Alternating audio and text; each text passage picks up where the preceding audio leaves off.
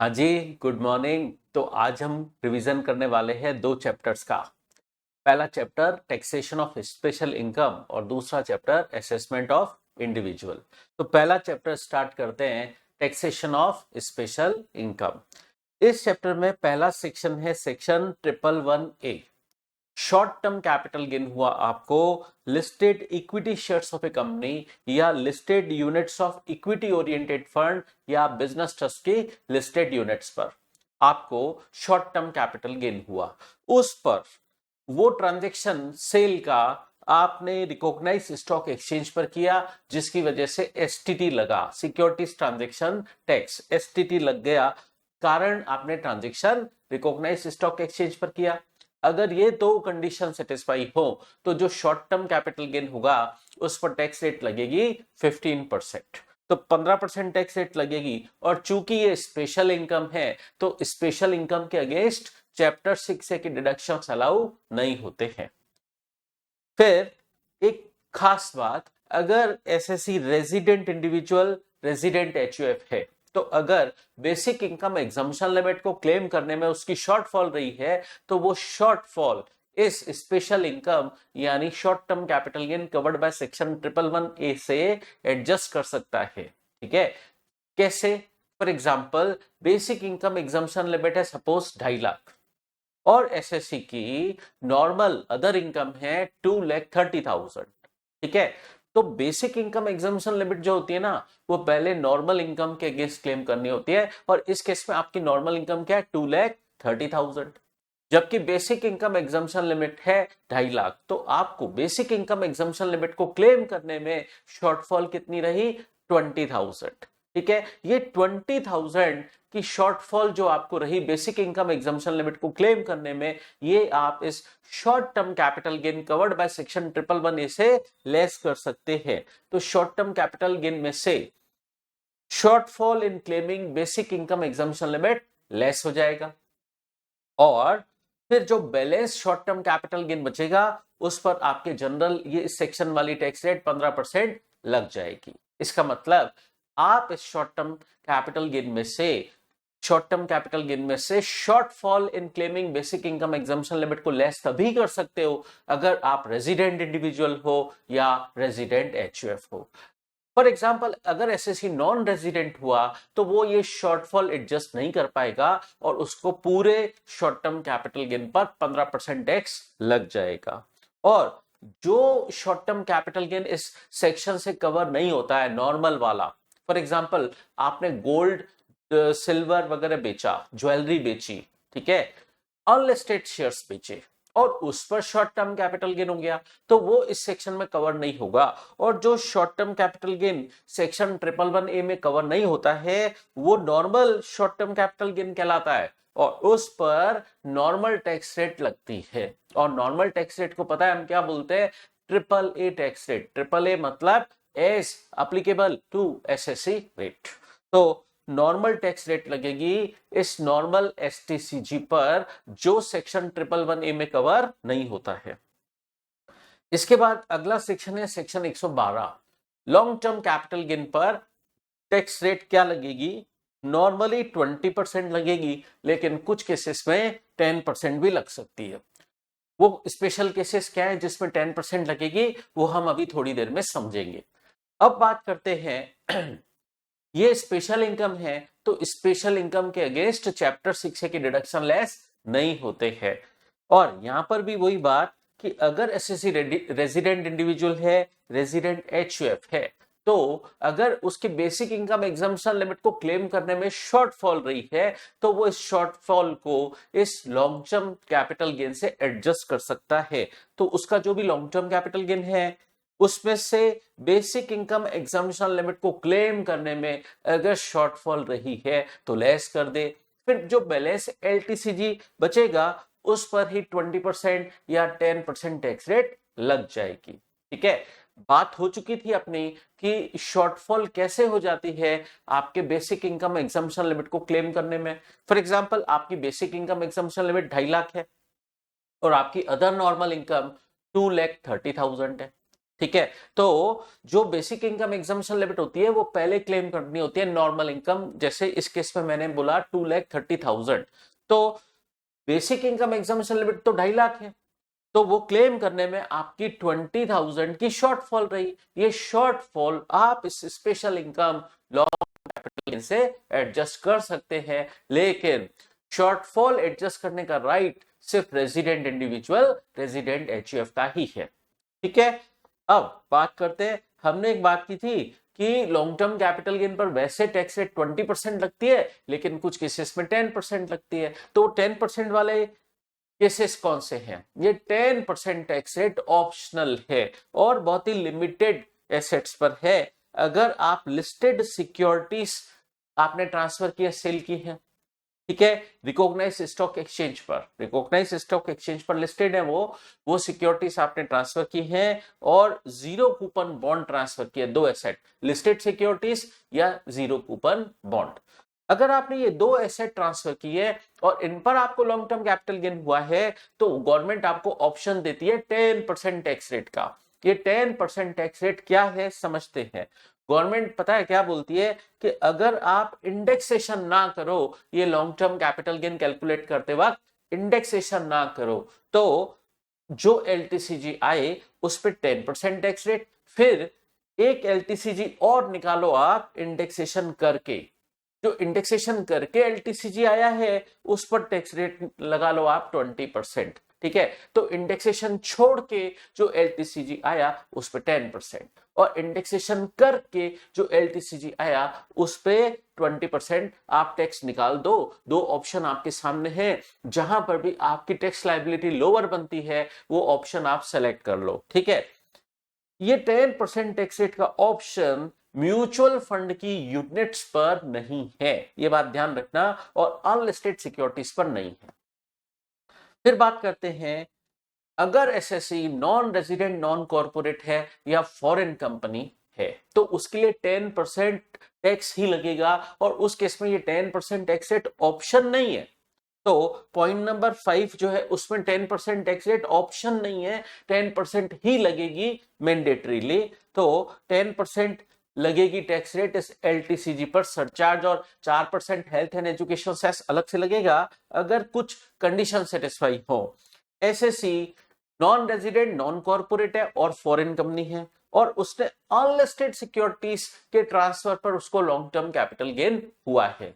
इस long term capital gain को calculate करते वक्त वो कन्वर्जन ना करे। ठीक है, कन्वर्जन हमने सिस्टम समझा था ना first proviso to section 48 capital gain chapter में।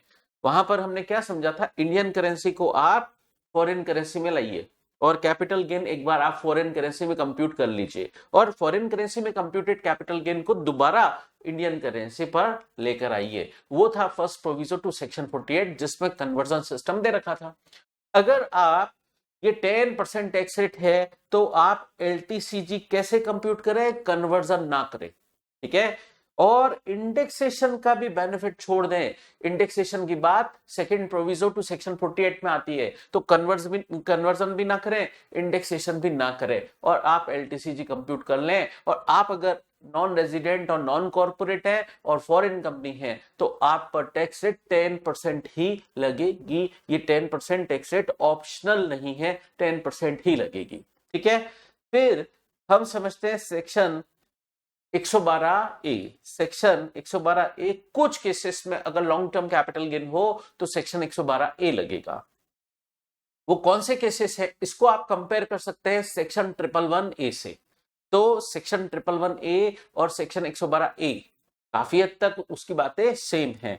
तो यहां पर भी क्या है, आप क्या ट्रांसफर कर रहे हो जिसपे आपको लॉन्ग टर्म कैपिटल गेन हुआ, listed equity shares of a company और लिस्टेड यूनिट्स। किसकी, इक्विटी ओरिएंटेड फंड या बिजनेस ट्रस्ट की। लिस्टेड यूनिट्स बेची, रिकॉग्नाइज स्टॉक एक्सचेंज पर बेची, जिसकी वजह से एसटीटी लग गया। अब देखिए, सेल पर तो लगना ही चाहिए। ठीक है, ये आपने सेल किया तो सेल पर तो लगना ही चाहिए STT, securities transaction tax. Purchase पर लगे या ना लगे, देखिए यूनिट्स के केस में जरूरी नहीं है, यूनिट्स के केस में तो सिर्फ सेल पर ही लगे। परचेस पर लगा नहीं लगा इससे कोई मतलब नहीं, सेल पर तो लगना ही चाहिए। अब बात करते हैं इक्विटी शेयर्स की। इक्विटी शेयर्स के लिए सेल यानी ट्रांसफर पर तो लगना ही चाहिए एसटीटी। परचेस पर एसटीटी लगा हुआ होना चाहिए। ये बात तभी एप्लीकेबल है जब वो इक्विटी शेयर्स आपने एक्वायर किए हैं ऑन और आफ्टर 1 अक्टूबर 2004।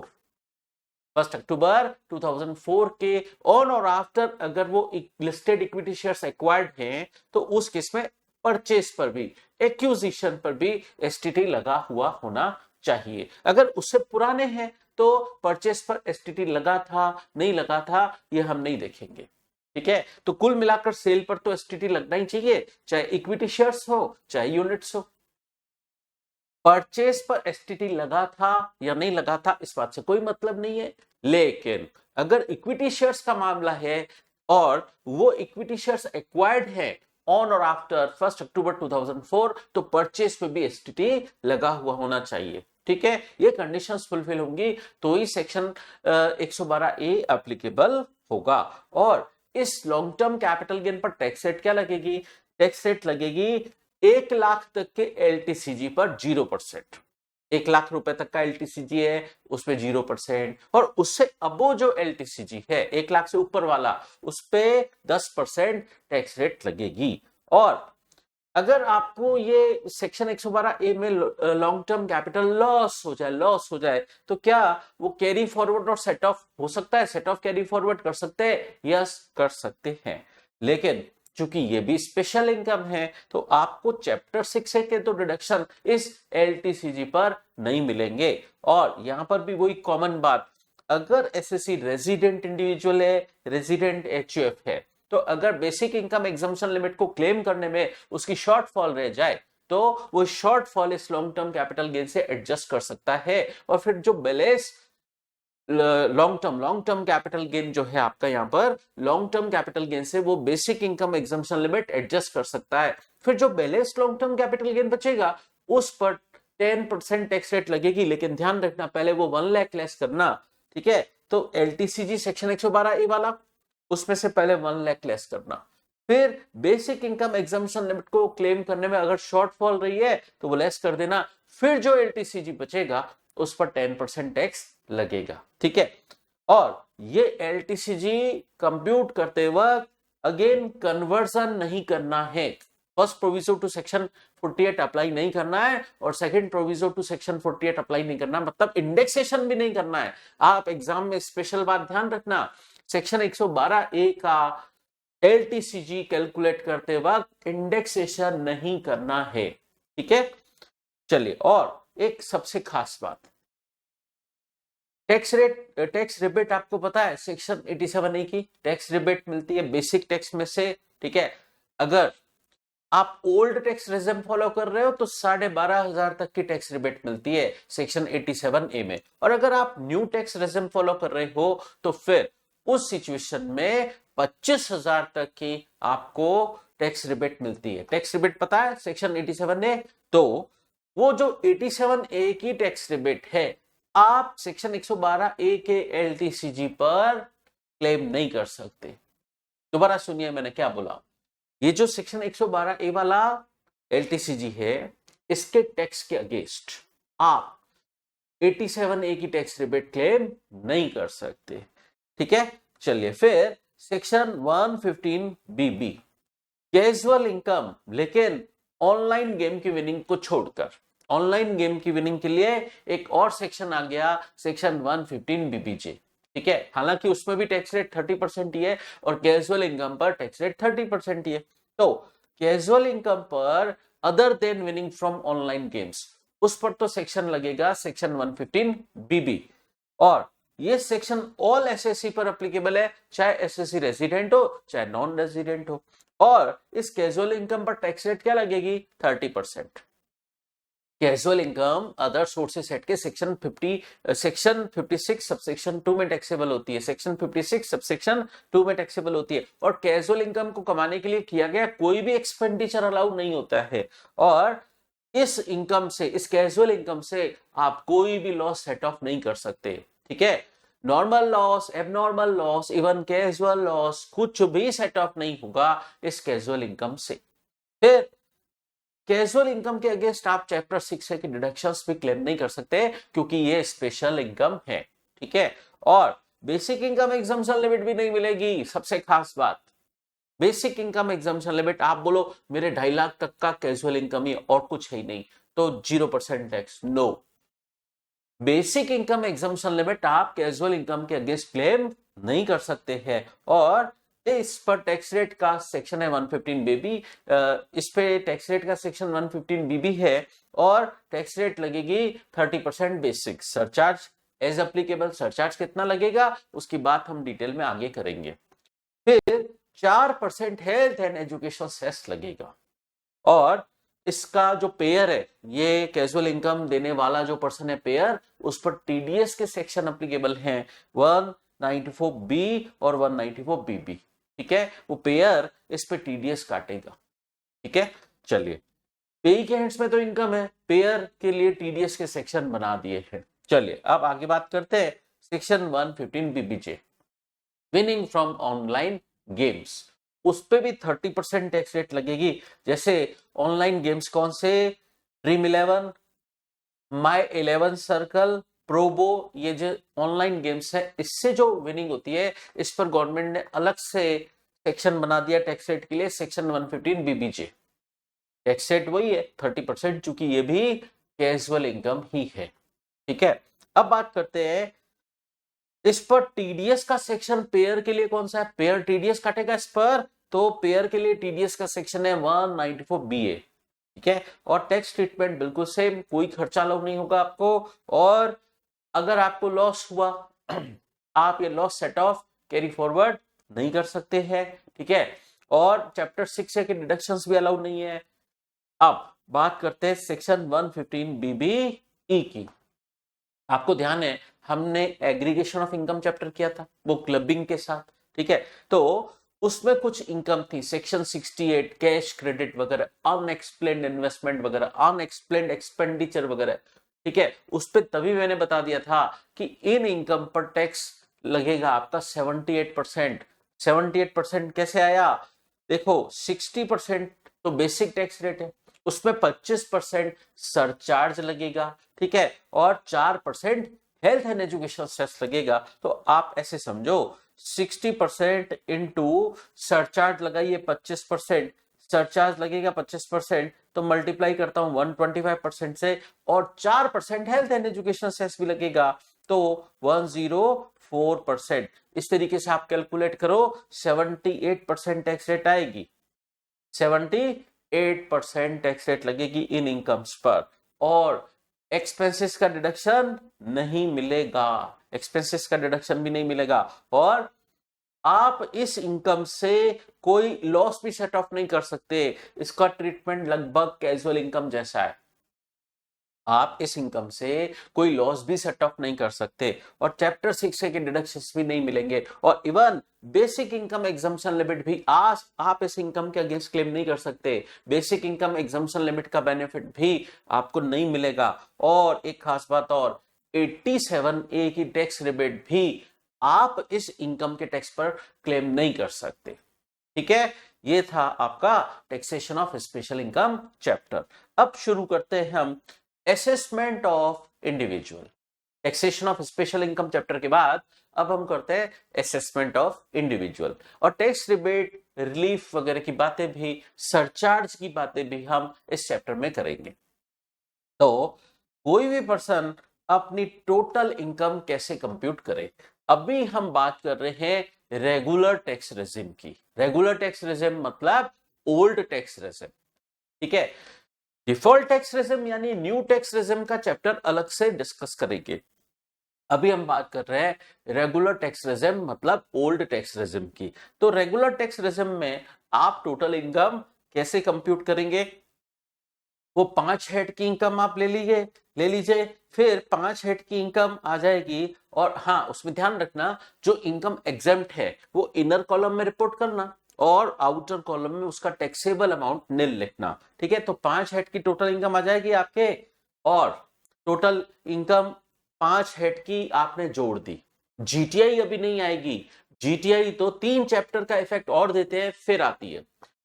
आप 5 हेड की इनकम उठा लीजिए, इसमें एग्जम्प्टेड इनकम इनर कॉलम में रिपोर्ट कर लिया आपने, और 5 हेड की इनकम आपने लिख दी। अब आप 3 चैप्टर का इफेक्ट दीजिए, clubbing of income chapter, aggregation of income chapter और set off and carry forward of losses chapter. इन 3 चैप्टर का इफेक्ट देने के बाद आएगी जीटीआई, ग्रॉस टोटल इनकम।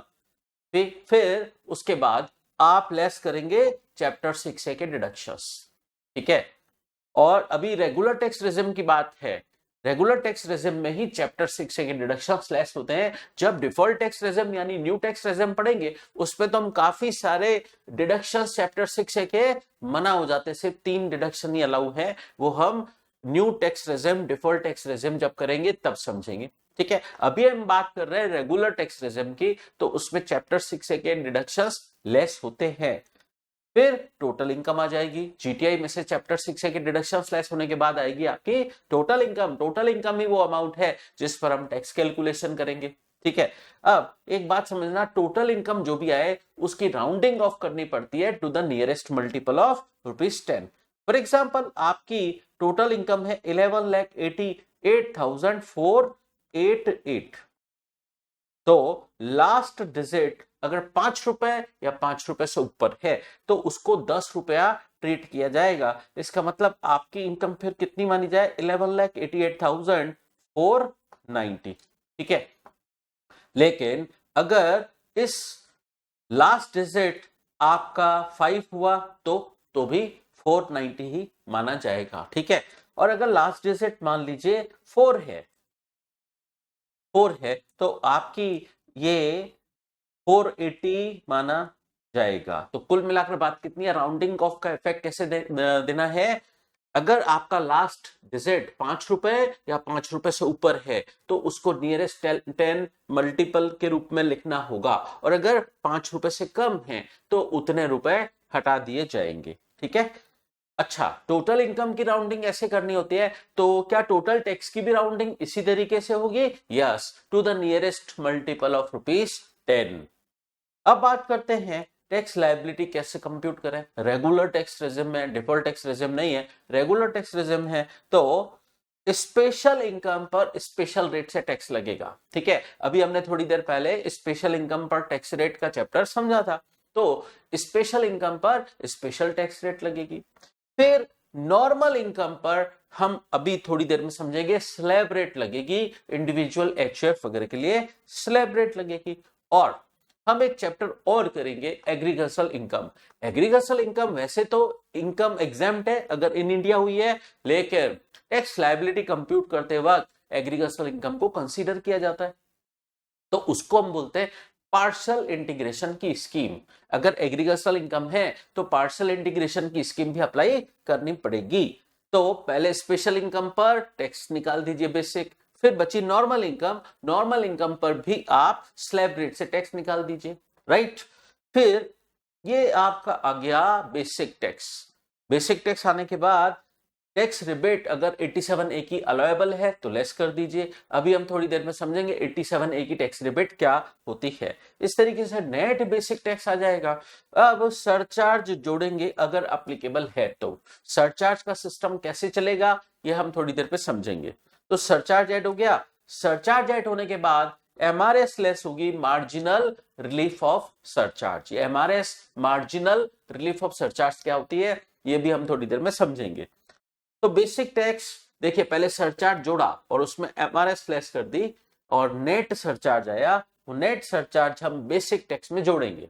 इस तरीके से फिर जो टैक्स आ रहा है उसमें हम 4% हेल्थ एंड एजुकेशन सेस भी जोड़ेंगे।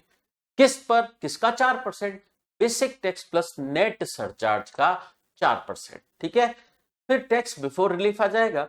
टैक्स बिफोर रिलीफ में से रिलीफ लेस होती है सेक्शन 86 की, 89 की, 90, 90A, 91 की। इंटरमीडिएट लेवल पर सिर्फ सेक्शन 89 की टैक्स रिबेट आपके कोर्स में है, ठीक है। ये जो 90, 90, 91 ये रिलीफ होती है, डबल टैक्सेशन रिलीफ कहलाती है, ये भी वैसे लेस होती है, बट इंटरमीडिएट लेवल पर सिर्फ सेक्शन 89 की रिलीफ है। चलिए फिर आप टैक्स लायबिलिटी आ जाएगी आपकी, इसमें से अगर आपका कोई टैक्स प्रीपेड है तो लेस कर दीजिए। जैसे आपका एडवांस टैक्स भरा हुआ है, आपका किसी ने टीडीएस काटा था, आपसे किसी ने टीसीएस कलेक्ट किया था, या आपने अपने लेवल पर ईयर एंड होने के बाद लेकिन आईटीआर फाइलिंग से पहले अपना टैक्स पे कर दिया था, उसको हम बोलते हैं सेल्फ असेसमेंट टैक्स। तो वो सब मिलाकर कहलाते हैं प्रीपेड टैक्स। तो प्रीपेड टैक्स लेस हो जाएंगे आपकी ग्रॉस टैक्स लायबिलिटी में से, कि आपका ग्रॉस टैक्स इतना बनता था और आपका ऑलरेडी प्रीपेड टैक्स इतना है, तो वो लेस हो जाएगा। फिर आ जाएगा आपका बैलेंस टैक्स पेबल।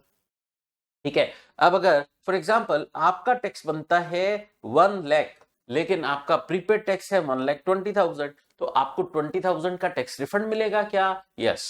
तो टैक्स रिफंडेबल भी हो सकता है और टैक्स पेबल भी आ सकता है, डिपेंड्स अपॉन सिचुएशन। तो जो भी आए, पेबल आए चाहे रिफंडेबल आए, आपको राउंडिंग ऑफ करनी है to the nearest multiple of ₹10। फिर बात करते हैं मार्जिनल रिलीफ ऑफ सरचार्ज की, लेकिन वो समझने से पहले पता होना चाहिए कि सरचार्ज का सिस्टम कैसे है। ठीक है, तो सरचार्ज की बातें अभी बाद में करेंगे, इसी चैप्टर में करेंगे, थोड़ा रुकिए। पहले हम समझते हैं पहले बेसिक टैक्स रेट क्या लगेगी इंडिविजुअल एचयूएफ वगैरह के लिए, बेसिक टैक्स स्लैब रेट्स क्या लगेगी। अभी हम जो समझने जा रहे हैं वो है आपका इंडिविजुअल एचयूएफ, एओपी, बीवाई और artificial juridical person regular tax regime में उनके लिए स्लैब रेट क्या है। तो अभी हम रेगुलर टैक्स रेजिम की बात कर रहे हैं कि स्लैब रेट क्या लगेगी individual HUF, AOP, BY, AJP, artificial juridical person पर क्या बेसिक स्लैब रेट्स क्या लगेंगी, और वो भी तब जब हम रेगुलर टैक्स रेजिम फॉलो कर रहे हैं। चलिए, तो प्रीवियस ईयर आपका क्या है अभी एग्जाम के लिए, जनवरी 25 एग्जाम के लिए आपका प्रीवियस ईयर है 23-24 और असेसमेंट ईयर 24-25। ठीक है, तो कॉलम 1 कोई भी नॉर्मल इंडिविजुअल चाहे मेल हो चाहे फीमेल हो, लेकिन वो कॉलम 2 और 3 में फॉल नहीं कर रहा होना चाहिए। इसका मतलब कॉलम 2 कॉलम 3 में अलग बात बोल रखी है, वो बाद में देखेंगे। एसएससी चाहे रेजिडेंट हो चाहे नॉन रेजिडेंट हो, ठीक है, ये तो इंडिविजुअल की बात थी। अब क्या HUF, AOP, BY, artificial juridical person ये भी चाहे रेजिडेंट हो चाहे नॉन रेजिडेंट हो, इनके लिए कॉलम 1 लगेगा? यस। तो पहले 2.5 लाख तक की टोटल इनकम पर 0% टैक्स लगेगा, फिर 2.5 लाख से लेकर 5 लाख तक की इनकम पर 5% टैक्स लगेगा, फिर 5 लाख से 10 लाख के बीच की इनकम पर 20% टैक्स लगेगा, और 10 लाख से ऊपर जो इनकम है उस पर 30% टैक्स लगेगा। ठीक है, फिर लेकिन अब कॉलम 2 डिस्कस करते हैं। अगर एसएससी सीनियर सिटीजन है, मेल है चाहे फीमेल है, सीनियर सिटीजन है, प्लस वो इंडिया में रेजिडेंट है और उसकी एज कम से कम 60 साल है। ठीक है, ये 60 इयर्स है लेकिन 80 इयर्स से बिलो है, 80 ईयर है कम से कम, तो उसके लिए थर्ड कॉलम लगेगा। ठीक है, तो उनके लिए बेसिक इनकम एग्जम्पशन लिमिट हो जाएगी 3 lakh, basic income exemption limit 3 lakh हो जाएगी और उनको टैक्स लगेगा 0 3 लाख तक की टोटल इनकम पर। और अगर उनकी टोटल इनकम 3 लाख से 5 लाख के बीच में है तो इस इनकम पर लगेगा उनको 5% टैक्स, और 5 लाख से 10 लाख के बीच में है तो 20% टैक्स लगेगा, और 10 लाख से अबो इनकम पर 30% टैक्स लगेगा। ठीक है, तो सीनियर सिटीजन को higher basic income exemption limit दे रही है गवर्नमेंट कितनी? 3 लाख। अब हम डिस्कस करते हैं वेरी सीनियर सिटीजन।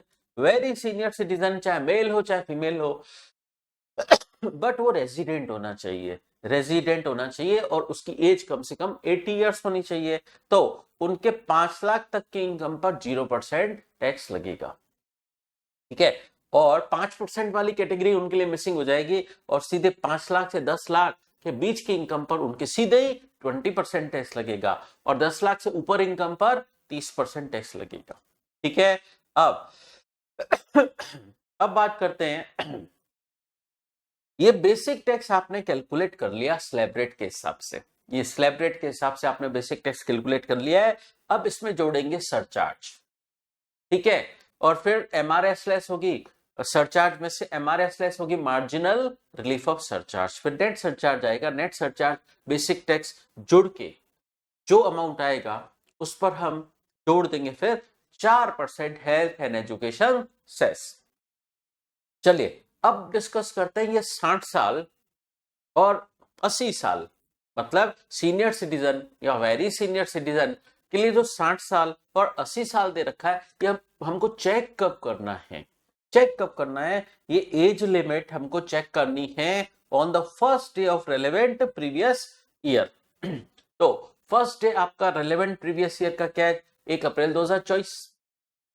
1 अप्रैल 2024 को किसी का बर्थडे फॉल करता है, बर्थडे फॉल करता है 60वां, वो 1 अप्रैल 2024 को उसका बर्थडे आया, तो इमीडिएटली प्रीसीडिंग 31 मार्च उसका 60 इयर्स कंप्लीट माना जाएगा। दोबारा सुनिए मैंने क्या बोला। अगर किसी का 1 अप्रैल 2024 को बर्थडे फॉल करता है 60वां बर्थडे, ठीक है, तो इमीडिएटली प्रीसीडिंग 31 मार्च को उसके 60 साल कंप्लीट माने जाएंगे, और यही सिस्टम 80 इयर्स कैलकुलेट करने के लिए लगेगा। ठीक है, चलिए अब बात करते हैं हम 87A में टैक्स रिबेट कैलकुलेट कैसे होती है अगर रेगुलर टैक्स रेजिम है तो, मतलब ओल्ड टैक्स रेजिम है तो। ये 87A की रिबेट सिर्फ रेजिडेंट इंडिविजुअल को मिलती है। रेजिडेंट इंडिविजुअल वो ऑर्डिनरली रेजिडेंट हो सकता है और नॉट ऑर्डिनरली रेजिडेंट हो सकता है, बट रेजिडेंट होना चाहिए। और उसकी टोटल इनकम मतलब चैप्टर 6 की डिडक्शन लेस होने के बाद, चैप्टर 6 की डिडक्शन लेस होने के बाद अगर उसकी टोटल इनकम 5 लाख रुपए तक है, उससे ज्यादा नहीं है, ठीक है, टोटल इनकम राउंड ऑफ करके देखेंगे हम, टोटल इनकम 5 लाख रुपए से ज्यादा नहीं है और वो रेजिडेंट इंडिविजुअल है, दो कंडीशन सेटिस्फाई हो, तो उसको 87A की टैक्स रिबेट अलाउ हो जाएगी। कितनी अलाउ होगी? बेसिक टैक्स जो भी आ रहा है उसका 100% और 12,500 विच एवर इज लेस। ठीक है, तो इतनी टैक्स रिबेट 87A में अलाउ होगी। अब एक बात और समझना, ये जो 87A की टैक्स रिबेट है नॉर्मल इनकम के टैक्स के अगेंस्ट अलाउ होगी। यस। सेक्शन 111A वाले शॉर्ट टर्म कैपिटल गेन के टैक्स में से लेस होगी। यस। क्या सेक्शन 112 वाले लॉन्ग टर्म कैपिटल गेन के टैक्स में से लेस होगी? यस। लेकिन ये सेक्शन 112A वाले लॉन्ग टर्म कैपिटल गेन के टैक्स में से लेस नहीं होती है। मैंने 112A वाला जब लॉन्ग टर्म कैपिटल गेन बताया था तभी मैंने बताया था कि 112A के लॉन्ग टर्म कैपिटल गेन के टैक्स में से ये 87A की टैक्स रिबेट अलाउ नहीं होती है। ठीक है, और कैजुअल इनकम के वक्त भी बताया था कि इस इनकम के अगेंस्ट आप 87A की टैक्स रिबेट क्लेम नहीं कर सकते, और जो अनडिस्क्लोज्ड इनकम थी जिस इनकम पर वो 78% टैक्स लगता है इंक्लूडिंग सरचार्ज और सेस, तो उस पर टैक्स रेट का सेक्शन कौन सा है? Section 115 BBE। तो उसमें जो टैक्स लगता है ना उस पे भी 87A की टैक्स रिबेट नहीं मिलती है। ठीक है, तो एग्जाम में मैं बताऊं बहुत ज्यादा ध्यान रखने की बात यह है कि सेक्शन 112A वाला जो LTCG है उसके टैक्स में से 87A की टैक्स रिबेट अलाउ नहीं होती है। चलिए अब सरचार्ज की बात समझते हैं, और मैं बात कर रहा हूं रेगुलर टैक्स रेजिम की, और individual HUF, AOP, BOI, AJP, artificial juridical person, उन सब के लिए हम सरचार्ज की बात कर रहे हैं। सरचार्ज सिचुएशनल है, हम इनकी टोटल इनकम देखेंगे। फॉर एग्जांपल इंडिविजुअल की टोटल इनकम देखेंगे, 50 लाख तक है अगर टोटल इनकम, तो सरचार्ज लगता ही नहीं है, 0%। ठीक है, सरचार्ज सिचुएशनल है, टोटल इनकम देखते हुए लगाया जाता है। अब बात समझना, अगर टोटल इनकम 50 लाख से ज्यादा है लेकिन 1 करोड़ से ज्यादा नहीं है तो सरचार्ज लगेगा 10%। किस पर? बेसिक टैक्स पर। बेसिक टैक्स पे लगता है सरचार्ज, सरचार्ज बेसिक टैक्स पर लगता है, तो 10% लगेगा अगर टोटल इनकम 50 लाख से ज्यादा है लेकिन 1 करोड़ से ज्यादा नहीं, तो 10% लगेगा। लेकिन अगर टोटल इनकम 1 करोड़ से ज्यादा है, 2 करोड़ से ज्यादा नहीं है, तो सरचार्ज 15% लगेगा। ठीक है। और अगर टोटल इनकम 2 करोड़ से ज्यादा है लेकिन 5 करोड़ से ज्यादा नहीं है तो 25% सरचार्ज लगेगा। और अगर टोटल इनकम 5 करोड़ से भी ज्यादा हो गई तो सरचार्ज 37% लगता है। अब एक बात समझना, ये जो 10 और 15%, 0, 10, 15 तक के सरचार्ज है ये जनरल सरचार्ज कहलाते हैं। और ये जो 25% वाला और 37% वाला है ये एनहांस्ड सरचार्ज कहलाता है। अब एक बात समझना, एनहांस सरचार्ज अप्लीकेबल कब होगा? जब एसएस की टोटल इनकम 2 करोड़ से एक्सीड होगी। 2 करोड़ तक है टोटल इनकम तो फिर जनरल सरचार्ज ही लगता है। ठीक है। और 2 करोड़ से टोटल इनकम बढ़ जाती है तो फिर एनहांस्ड सरचार्ज की लायबिलिटी अराइज हो जाती है। ठीक है। लेकिन अब एक और बात समझना, बहुत इंपॉर्टेंट बात, बहुत ही इंपॉर्टेंट बात, अगर आपके पास कुछ स्पेसिफाइड इनकम है टोटल इनकम के अंदर, टोटल इनकम के अंदर आपके कुछ स्पेसिफाइड इनकम शामिल है। अच्छा, वो स्पेसिफाइड इनकम कौन सी है? सेक्शन 111A वाला शॉर्ट टर्म कैपिटल गेन, और एलटीसीजी कोई सा भी सेक्शन 112 वाला या 112A वाला, या डिविडेंड इनकम। ठीक है। तो 4 इनकम हो गई आपकी स्पेसिफाइड इनकम। सेक्शन 111A वाला short term capital gain, section 112 वाला long term capital gain, 112A वाला लॉन्ग टर्म कैपिटल गेन, और डिविडेंड इनकम। इनको हम क्या नाम देंगे? इनको हम शॉर्ट में बोलेंगे स्पेसिफाइड इनकम। आगे से मैं इनको स्पेसिफाइड इनकम ही बोलूंगा सरचार्ज के पूरे डिस्कशन में। ठीक है। तो ये स्पेसिफाइड इनकम है। गवर्नमेंट का कहना है स्पेसिफाइड इनकम के बेसिक टैक्स पर सरचार्ज 15% से ज्यादा किसी भी सिचुएशन में नहीं लगेगा। दोबारा सुनिए मैंने क्या बोला, ये जो स्पेसिफाइड इनकम है इनके बेसिक टैक्स पर सरचार्ज 15% से ज्यादा लगेगा ही नहीं। मतलब स्पेसिफाइड इनकम के बेसिक टैक्स पर एनहांस्ड सरचार्ज कभी नहीं आएगा। ठीक है। उन पर जनरल वाला ही सरचार्ज लगेगा। किस पर? स्पेसिफाइड इनकम के बेसिक टैक्स पर। तो हम कुछ एग्जांपल समझते हैं ताकि आपको ज्यादा क्लैरिटी आ पाए। आपकी टोटल इनकम हम चेक करेंगे, उसके अंदर स्पेसिफाइड इनकम का कंपोनेंट कितना है और अदर इनकम का कंपोनेंट कितना है ये देखेंगे। तो आपकी टोटल इनकम के अंदर कुछ स्पेसिफाइड इनकम शामिल है और कुछ टोटल इनकम शामिल है। ठीक है। तो हम चेक करेंगे सरचार्ज कैसे लगाएंगे। तो सिस्टम समझना, आपकी टोटल इनकम 47 लाख है।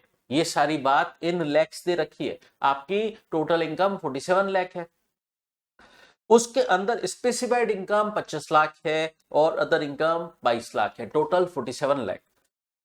अब एक बहुत ही बात जो मैं बोलने जा रहा हूं बहुत ढंग से सुनना, आप ढंग से सुनना।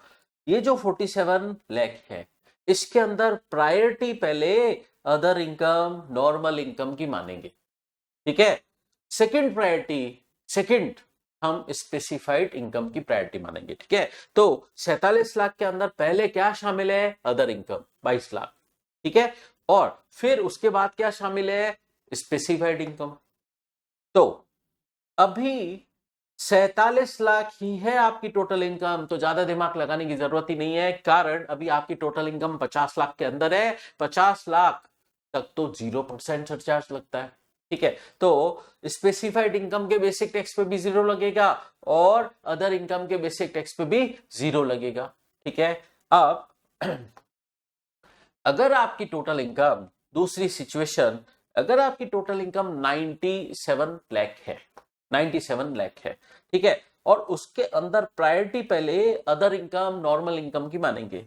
अदर इनकम नॉर्मल इनकम आपकी 45 है। ठीक है। और स्पेसिफाइड इनकम 52 लाख है। अब चेक करें, आपकी टोटल इनकम 50 लाख को एक्सीड कर चुकी है। हाँ, कर चुकी है, क्योंकि आपकी टोटल इनकम 97 लाख है, 50 लाख से ऊपर हो गई। हाँ, अब सरचार्ज अप्लीकेबल होगा? होगा। लेकिन क्या जनरल सरचार्ज के दायरे में ही हो आप अभी तक, या एनहांस सरचार्ज के दायरे में आ गए? तो समझिए, अभी आप पे एनहांस सरचार्ज की नौबत आई नहीं है, कारण आपकी टोटल इनकम 2 करोड़ से ज्यादा हुई नहीं है। एनहांस सरचार्ज कब आता है? जब आपकी टोटल इनकम 2 करोड़ से ऊपर हो जाती है, तब एनहांस सरचार्ज अप्लीकेबल होता है। ठीक है, तो अभी तो आप पर एनहांस सरचार्ज की नौबत आई नहीं है, तब तक दिमाग लगाइए मत, और जनरल सरचार्ज ही लगाना है इस केस में। तो जनरल सरचार्ज कितना लगेगा? अभी आप सिचुएशन में फॉल कर रहे हो, आपकी टोटल इनकम 1 करोड़ से ज्यादा है लेकिन 2 करोड़ से ज्यादा नहीं है। तो आप इस सिचुएशन में फॉल कर रहे हो, आपकी टोटल इनकम 1 करोड़ से ज्यादा है, 2 करोड़ से ज्यादा नहीं है, तो सरचार्ज कितना लगेगा? एक मिनट, आप इस स्लैब में भी फॉल नहीं कर रहे, आप किस में फॉल कर रहे हो? आपकी टोटल इनकम 50 लाख से ज्यादा है लेकिन 1 करोड़ से ज्यादा नहीं है, आप इस स्लैब में फॉल कर रहे हो, तो आप पर जनरल वाला सरचार्ज भी 10% ही लगेगा। ठीक है, तो 1 करोड़ के अंदर हुआ तो आप पे जनरल वाला ही सरचार्ज लगेगा, चाहे आपकी स्पेसिफाइड इनकम का बेसिक टैक्स हो उस पे भी जनरल सरचार्ज 10%, चाहे आपकी स्पेसिफाइड इनकम है उसके बेसिक टैक्स पे भी 10%, और नॉर्मल इनकम अदर इनकम के बेसिक टैक्स पे भी 10%, तो दोनों पे 10% सरचार्ज लगेगा। अब बात करते हैं, आपकी टोटल इनकम 117 लाख हो गई। ठीक है, 117 लाख हो गई, मतलब 1 करोड़ 17 लाख हो गई।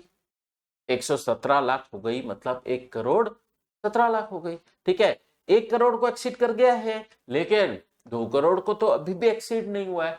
अच्छा, 2 करोड़ को एक्सीड होता है तो ही एनहांस सरचार्ज आता है। ठीक है, अभी तो आप जनरल सरचार्ज के दायरे में ही हो, तो आपकी स्पेसिफाइड इनकम के बेसिक टैक्स पे भी जनरल सरचार्ज कितना लगेगा? 15%, और नॉर्मल इनकम के बेसिक टैक्स पे भी सरचार्ज कितना लगेगा? 15%। ठीक है, क्यों? आप कौन से दायरे में आ रहे हो? आप आ रहे हो इस दायरे में कि आपकी टोटल इनकम 1 करोड़ से ज्यादा है, 2 करोड़ से ज्यादा नहीं है, तो 15% सरचार्ज लगना है, तो इस केस में आपके 15% ही सरचार्ज लगेगा, स्पेसिफाइड इनकम के बेसिक टैक्स पे भी और अदर इनकम के बेसिक टैक्स पे भी। राइट, चलिए अब बात करते हैं, अगर आपकी टोटल इनकम 347 लाख है, मतलब 3 करोड़ 47 लाख है, तो अब इस सिचुएशन में आपकी टोटल इनकम 2 करोड़ से एक्सीड हो गई है।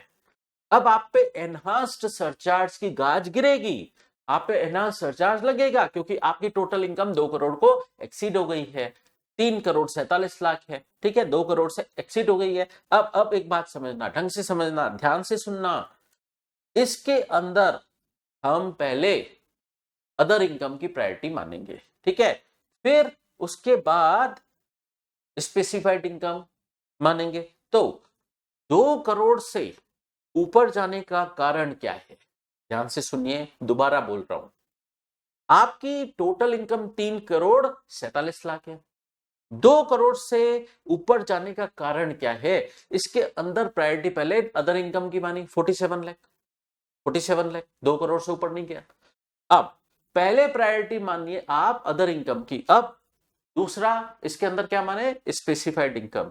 तो जब स्पेसिफाइड इनकम सेकंड प्रायोरिटी पर है, तो आपके 2 करोड़ से ऊपर स्पेसिफाइड इनकम गई, तो आपके 2 करोड़ को एक्सीड होने का कारण स्पेसिफाइड इनकम है। 2 करोड़ से एक्सीड होने का कारण स्पेसिफाइड इनकम है, और हम पढ़ चुके हैं स्पेसिफाइड इनकम की वजह से अगर आपके 2 करोड़ से ऊपर इनकम जाएगी तो फिर आप पर एनहांस सरचार्ज नहीं लगेगा। ठीक है, तो एनहांस सरचार्ज नहीं लगेगा, तो 15% से ज्यादा नहीं लगेगा। जनरल सरचार्ज का एंड क्या है? 15%। तो इस सिचुएशन में आपके स्पेसिफाइड इनकम के बेसिक टैक्स पे भी 15% सरचार्ज लगेगा, और आपके अदर इनकम के बेसिक टैक्स पे भी 15% सरचार्ज लगेगा। ठीक है, चलिए फिर नेक्स्ट, अब समझते हैं, अगर आपकी टोटल इनकम 647 लाख है, मतलब 6 करोड़ 47 लाख, अब इस सिचुएशन में आपकी टोटल इनकम तो 5 करोड़ से भी ऊपर हो गई। अच्छा, 5 करोड़ से ऊपर इनकम जाती है तो आप पर सरचार्ज लगता है, पता है, एनहांस सरचार्ज लगता है 37%। तो अब इस सिचुएशन में आपकी टोटल इनकम 5 करोड़ से ऊपर चली गई है, तो क्या एनहांस सरचार्ज की नौबत आएगी? तो समझते हैं हम इंटरप्रेट कैसे करें। आपकी टोटल इनकम 647 लाख है, मतलब 6 करोड़ 47 लाख है, इसके अंदर प्रायोरिटी पहले अदर इनकम की मानो। ठीक है, अदर इनकम की वजह से आप 5 करोड़ से एक्सीड हो रहे हो क्या? नहीं, आप 5 करोड़ से एक्सीड हो रहे हैं स्पेसिफाइड इनकम की वजह से, ठीक है। तो स्पेसिफाइड इनकम की वजह से अगर आप 2 करोड़ 5 करोड़ से एक्सीड होते हैं ना, तो आप पर एनहांस सरचार्ज नहीं आएगा। कारण गवर्नमेंट ने बोला है स्पेसिफाइड इनकम के बेसिक टैक्स पर एनी हाउ सरचार्ज 15% से ज्यादा लगेगा ही नहीं। तो इस केस में भी आप पे स्पेसिफाइड इनकम के बेसिक टैक्स पे भी 15% सरचार्ज लगेगा और अदर इनकम के बेसिक टैक्स पे भी 15% सरचार्ज ही लगेगा, राइट। चलिए अब अगर आपकी टोटल इनकम 90 लाख है, 50 लाख से एक्सीड हो गई है, ठीक है, लेकिन 2 करोड़ से एक्सीड हुई नहीं है। 2 करोड़ से एक्सीड होती है ना, तो आप पर एनहांस सरचार्ज आता है 25%, और 5 करोड़ से भी ज्यादा एक्सीड हो जाती है तो आप पर एनहांस्ड सरचार्ज, बढ़ा हुआ सरचार्ज लगता है 37%। इस केस में तो 2 करोड़ से एक्सीड हुई नहीं, तो आप पर जनरल सरचार्ज ही लगता रहेगा। हाँ, 50 लाख से ज्यादा हो गया है टोटल इनकम, तो दोनों ही इनकम, स्पेसिफाइड इनकम के बेसिक टैक्स पे भी 10% लगेगा और जनरल नॉर्मल इनकम के बेसिक टैक्स पे भी 10% ही सरचार्ज लगेगा। अब बात करते हैं, अगर आपकी टोटल इनकम 140 लाख है, 1 करोड़ से ज्यादा है, 2 करोड़ से ज्यादा हुई नहीं, अभी भी क्या लगेगा, जनरल सरचार्ज ही लगेगा। लेकिन 1 करोड़ से एक्सीड हो जाती है टोटल इनकम, लेकिन 2 करोड़ तक कितना सरचार्ज लगता है, 15% लगता है। 15% ही लग जाएगा स्पेसिफाइड इनकम के बेसिक टैक्स पे भी और अदर इनकम के बेसिक टैक्स पे भी, राइट। अब इस तरीके से आप आगे, और ये मैं लास्ट वाली 2 सिचुएशंस और समझा देता हूं, बाकी आप समझिए। चलिए लास्ट वाले 2 केस और करा देते हैं। 550 है आपकी टोटल इनकम, 5 करोड़ से ऊपर हो गई, 5 करोड़ से ऊपर हो गई तो 37% सरचार्ज लगता है। तो चेक करते हैं, 550 लाख टोटल इनकम है, 5 करोड़ से एक्सीड हो गई है। पहले प्रायोरिटी किसकी माने, पहले प्रायोरिटी माने अदर इनकम की। देखो अदर इनकम भी 300 लाख हो गई, 300 लाख हो गई मतलब 2 करोड़ से तो ज्यादा हो गई, 2 करोड़ से तो ज्यादा हो गई। इट मींस क्या, 2 करोड़ से ज्यादा हो गई, और वो 2 करोड़ से एक्सीड होने का कारण हमारा स्पेसिफाइड इनकम नहीं है। प्रायोरिटी पहले किसकी माननी है, प्रायोरिटी पहले अदर इनकम की माननी है। तो ये अदर इनकम ही आपके 300 लाख है, मतलब 3 करोड़ है, 2 करोड़ से ज्यादा। तो आप पर एनहांस सरचार्ज आएगा इस स्पेसिफाइड, इस नॉर्मल इनकम पर कितना लगेगा, 25%, ठीक है, 25% वाला लगेगा। 25% वाला क्यों लगेगा, आप बोलेंगे सर 5 करोड़ से ज्यादा हो गया है तो 37% वाला लगना चाहिए।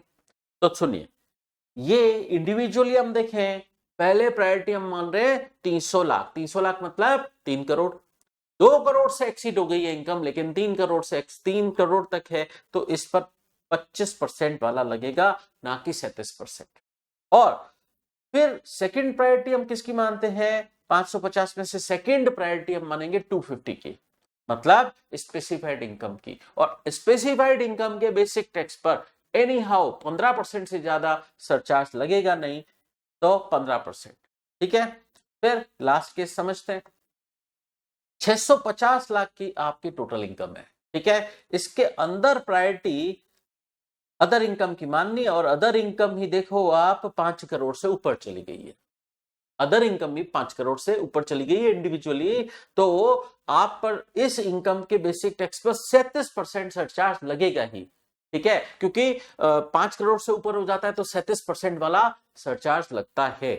अब सेकंड प्रायोरिटी मानिए आप स्पेसिफाइड इनकम की, और आपको पता है कि स्पेसिफाइड इनकम के बेसिक टैक्स पर सरचार्ज 15% से ज्यादा हो नहीं सकता, ठीक है। तो इस तरीके से सरचार्ज का ट्रीटमेंट होता है। चलिए, तो सरचार्ज समझने के बाद अब हम एक और बात समझते हैं।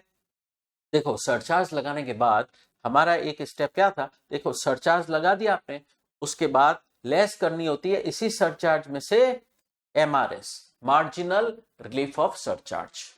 Marginal relief of surcharge less करनी होती है।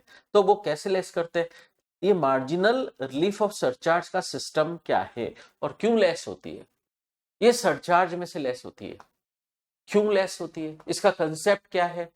इसका कंसेप्ट है कि इंक्रीमेंटल इनकम से ज्यादा इंक्रीमेंटल टैक्स नहीं होना चाहिए। अब आप बोलोगे सर नहीं समझ आया, तो मैं इसको सिंप्लीफाइड वे में समझाता हूं। देखिए सरचार्ज कब लगता है, लगता ही कब है, 50 लाख तक टोटल इनकम होती है तो सरचार्ज लगता ही नहीं है, 0%। 50 लाख से इनकम एक्सीड करती है और 1 करोड़ से ज्यादा नहीं है तो हमने समझा कि सरचार्ज कितना लगता है। ये वाली रो, अगर आपकी टोटल इनकम 50 लाख से ज्यादा है, 1 करोड़ से ज्यादा नहीं है, तो आप पे सरचार्ज 10% लगता है। ठीक है, तो क्या कोई लोग ऐसे हो सकते हैं जिनकी टोटल इनकम 50 लाख से स्लाइटली हायर हुई? ध्यान से सुनना, 50 लाख से उनकी टोटल इनकम स्लाइटली हायर गई। ठीक है, स्लाइटली हायर गई, अब उसकी वजह से क्या हुआ, पूरी टोटल इनकम के बेसिक टैक्स पर सरचार्ज लग गया। दोबारा सुनिए मैंने क्या बोला। देखो 50 लाख तक अगर टोटल इनकम होती तो सरचार्ज लगता ही नहीं। ठीक है, लेकिन 50 लाख से टोटल इनकम स्लाइटली हायर गई, थोड़ी सी ज्यादा थी, 50 लाख से थोड़ी सी ज्यादा थी, तो उसकी वजह से क्या हुआ, सरचार्ज पूरी टोटल इनकम के बेसिक टैक्स पर लग गया और वो सरचार्ज लगने की वजह से टैक्स इतना बढ़ गया, सरचार्ज लगने की वजह से टैक्स इतना बढ़ गया कि वो इंक्रीमेंटल इनकम से ही ज्यादा हो गया। अब इंक्रीमेंटल इसको इनकम किसको बोलूं, 50 लाख से इनकम स्लाइटली जो हायर गई ना उसको मैं बोलूं इंक्रीमेंटल इनकम। 50 लाख से ऊपर स्लाइटली हायर इनकम जो हुई उसको मैं बोलूं इंक्रीमेंटल इनकम। और वो सरचार्ज लगने की वजह से टैक्स इतना बढ़ गया कि वो इंक्रीमेंटल टैक्स इंक्रीमेंटल इनकम से ज्यादा हो गया। ठीक है, तो फॉर एग्जाम्पल आपकी इनकम थी 50 लाख 100, 50 लाख 100। ठीक है, तो 100 रुपए ऊपर गया ना, टोटल इनकम 100 रुपए के ऊपर ही गई। ठीक है, अब लेकिन इसका इफेक्ट क्या पड़ा, 50 लाख से आपकी टोटल इनकम ज्यादा है तो पूरे उस पे जो बेसिक टैक्स आया सरचार्ज, उस पूरे बेसिक टैक्स पर सरचार्ज लग गया क्योंकि सरचार्ज तो सिचुएशनल है। ठीक है, तो पूरे टोटल इनकम के बेसिक टैक्स पर सरचार्ज लग गया और वो सरचार्ज लगने की वजह से बेसिक टैक्स के अंदर सरचार्ज जब जुड़ा वो इतना ज्यादा था, उसकी वजह से इंक्रीमेंटल टैक्स इतना बड़ा कि ये इंक्रीमेंटल इनकम 100 रुपए जो 50 लाख से ऊपर इनकम गई उसको हम बोलेंगे इंक्रीमेंटल इनकम, तो वो इंक्रीमेंटल टैक्स इस इंक्रीमेंटल इनकम से भी ज्यादा हो गया। तो गवर्नमेंट बोलती है ये तो बात सही नहीं है, इस सिचुएशन में आपको गवर्नमेंट को रिलीफ देनी चाहिए। तो गवर्नमेंट का कहना है इस केस में हम आपको रिलीफ देंगे, हम आपको रिलीफ देंगे, आपके इंक्रीमेंटल इनकम तो थोड़ी सी बढ़ी ना और उसकी वजह से इंक्रीमेंटल टैक्स इतना बढ़ गया, तो हम उस सिचुएशन में आपको MRS marginal relief of surcharge provide करेंगे। ठीक है, तो एमआरएस मिलती कितनी है समझते हैं। तो कंसेप्ट क्या है, गवर्नमेंट चाहती है किसी का भी इंक्रीमेंटल टैक्स उसकी इंक्रीमेंटल इनकम से ज्यादा नहीं हो और अगर है तो हम रिलीफ देंगे। तो रिलीफ कैसे देंगे, अगर SSC individual HUF AOP BOI AJP artificial judicial person है तो उस केस में अगर उसकी टोटल इनकम 50 लाख से ज्यादा है लेकिन 1 करोड़ से ज्यादा नहीं है तो हम क्या करेंगे, ये सेकंड ब्रैकेट पहले समझना। टोटल इनकम 50 लाख के ऊपर कितनी गई, इसको बोलते हैं हम incremental income. Total income 50 lakh से ऊपर कितनी गई इसको हम बोलेंगे इंक्रीमेंटल इनकम। और फर्स्ट ब्रैकेट में निकालना है इंक्रीमेंटल टैक्स, फर्स्ट ब्रैकेट के अंदर इंक्रीमेंटल टैक्स निकालना है, सेकंड ब्रैकेट के अंदर इंक्रीमेंटल इनकम निकालनी। तो इंक्रीमेंटल टैक्स फर्स्ट ब्रैकेट में कैसे निकालें समझना, 50 लाख तक आपके सरचार्ज लगता नहीं है, सिर्फ बेसिक टैक्स कैलकुलेट कर लो, लेकिन आपकी एक्चुअल इनकम तो 50 लाख से ऊपर है तो बेसिक टैक्स निकालो, उस 50 लाख टोटल इनकम जो भी है आपकी 50 लाख से ऊपर वाली उस पर आप बेसिक टैक्स निकालो, सरचार्ज लगा दो 10% वाला, बेसिक टैक्स इंक्लूडिंग सरचार्ज 10% वाला वो आ गया आपके पास, इसमें से माइनस कर दो बेसिक टैक्स जो 50 लाख पे बन रहा है। सरचार्ज तो 50 लाख तक है नहीं, सिर्फ बेसिक टैक्स ही बनेगा, तो वो माइनस कर देंगे। तो फर्स्ट ब्रैकेट का रिजल्ट क्या होगा आपका, इंक्रीमेंटल टैक्स, और सेकंड ब्रैकेट इसमें से लेस कर दे, सेकंड ब्रैकेट का रिजल्ट क्या है, इंक्रीमेंटल इनकम। तो फर्स्ट ब्रैकेट में इंक्रीमेंटल टैक्स आया, सेकंड ब्रैकेट में इंक्रीमेंटल इनकम आई। इंक्रीमेंटल टैक्स इंक्रीमेंटल इनकम से ज्यादा नहीं होने चाहिए, यही है MRS, marginal relief of surcharge का कंसेप्ट। ठीक है, चलिए अब सरचार्ज तो सिचुएशनल है ना, अगर टोटल इनकम 1 करोड़ से ज्यादा हुई लेकिन 2 करोड़ से ज्यादा नहीं है, तो एक 50 लाख से ऊपर तो सरचार्ज लग जाता है। अब एक काम करना, सेकंड ब्रैकेट पहले डिस्कस कर लेते हैं, टोटल इनकम में से 1 करोड़ लेस कर दीजिए। आप जिस स्लैब में फॉल कर रहे हो, आपकी टोटल इनकम क्या है। अब वर्डिंग पे मेरे ध्यान देना, मैं किस तरीके से बोलता हूं। आपकी सिचुएशन है, आपकी टोटल इनकम 1 करोड़ से ज्यादा है लेकिन 2 करोड़ से ज्यादा नहीं है। ठीक है, तो 1 करोड़ को मैं नाम दूं प्रीसीडिंग स्लैब, और 2 करोड़ ये इसको नाम दूं सक्सीडिंग स्लैब। ठीक है, क्योंकि गवर्नमेंट आपकी रेंज फिक्स कर रही है, 2 करोड़ आपकी टोटल इनकम 1 करोड़ से ज्यादा है, 1 करोड़ को नाम दिया मैंने प्रीसीडिंग स्लैब, 2 करोड़ से ज्यादा नहीं है, ये है आपके सक्सीडिंग स्लैब। गवर्नमेंट ने ये रेंज फिक्स की। ठीक है, तो अगर आप इस सिचुएशन में हो, सरचार्ज तो सिचुएशनल है, तो आप पे प्रीसीडिंग स्लैब क्या, 1 करोड़, 1 करोड़ प्रीसीडिंग स्लैब का टैक्स क्या लगेगा, सरचार्ज क्या लगेगा, सरचार्ज 10% लगेगा। 1 करोड़ तक है, 1 करोड़ तक है टोटल इनकम, 1 करोड़ तक सरचार्ज कितना लगता है, 10%। ठीक है, बेसिक टैक्स भी कैलकुलेट करना और सरचार्ज 10% वाला लगाना। ठीक है, और आप 1 मिनट के लिए मान लो, एक आपकी टोटल इनकम 1 करोड़ तक है, अगर 1 करोड़ तक है तो प्रीसीडिंग स्लैब तक सरचार्ज कितना लगेगा, 10%, बेसिक टैक्स जोड़ देना। लेकिन आपकी टोटल इनकम तो 1 करोड़ से ज्यादा है, 1 करोड़ से ज्यादा है तो सरचार्ज तो 15% लगेगा एक्चुअल। तो सरचार्ज टोटल इनकम पे कैलकुलेट करना, उस पे बेसिक टैक्स जोड़ना। इसका मतलब फर्स्ट ब्रैकेट में, पहले देखो सेकंड ब्रैकेट की बात करूं तो टोटल इनकम में से आपने 1 करोड़ लेस कर दिया, 1 करोड़ से ऊपर आपकी कितनी इनकम गई, वो कहला रही है आपकी इंक्रीमेंटल इनकम। सेकंड ब्रैकेट में तो इंक्रीमेंटल इनकम आ जाएगी। फर्स्ट ब्रैकेट में क्या कैलकुलेट करना है, इंक्रीमेंटल टैक्स। तो वो कैसे कैलकुलेट करूं, आप किस स्लैब में फॉल कर रहे हो, 1 करोड़ से 2 करोड़ वाली। तो प्रीसीडिंग स्लैब पर जो भी बेसिक टैक्स, मतलब 1 करोड़ तक जितना भी बेसिक टैक्स बनता है और सरचार्ज 10% ही लगता है, वो जोड़ के आप टैक्स निकाल लो, बेसिक टैक्स प्लस सरचार्ज। और फिर आइए किसमें से ये लेस करना है, बेसिक टैक्स। अब आपकी टोटल इनकम तो 1 करोड़ से ज्यादा है ना, तो एक्चुअल में सरचार्ज तो 15% लगना है, तो टोटल इनकम पर बेसिक टैक्स निकालो 15% सरचार्ज जोड़ के। ठीक है, तो इस टैक्स में से ये वाला बेसिक टैक्स लेस, ये वाला टैक्स लेस कर दो, तो आ जाएगा आपका इंक्रीमेंटल टैक्स। तो फर्स्ट ब्रैकेट का रिजल्ट इंक्रीमेंटल टैक्स, और इंक्रीमेंटल टैक्स इंक्रीमेंटल इनकम से ज्यादा नहीं होना चाहिए, तो फर्स्ट ब्रैकेट में से सेकंड ब्रैकेट लेस कर दो, तो आपकी आ जाएगी एमआरएस। ठीक है, फिर यही पैटर्न आपको फॉलो करना है अगर आप की टोटल इनकम 2 करोड़ से लेकर 5 करोड़ के बीच में है। 2 करोड़ को मैं नाम दूं प्रीसीडिंग स्लैब, 5 करोड़ को नाम दूं सक्सीडिंग स्लैब। ठीक है, तो आपकी टोटल इनकम 2 करोड़ से स्लाइटली हायर गई, 5 करोड़ से एक्सीड नहीं कर रही है, 2 करोड़ से ऊपर है, तो 2 करोड़ से स्लाइटली हायर कितनी गई, उसको नाम देंगे हम इंक्रीमेंटल इनकम।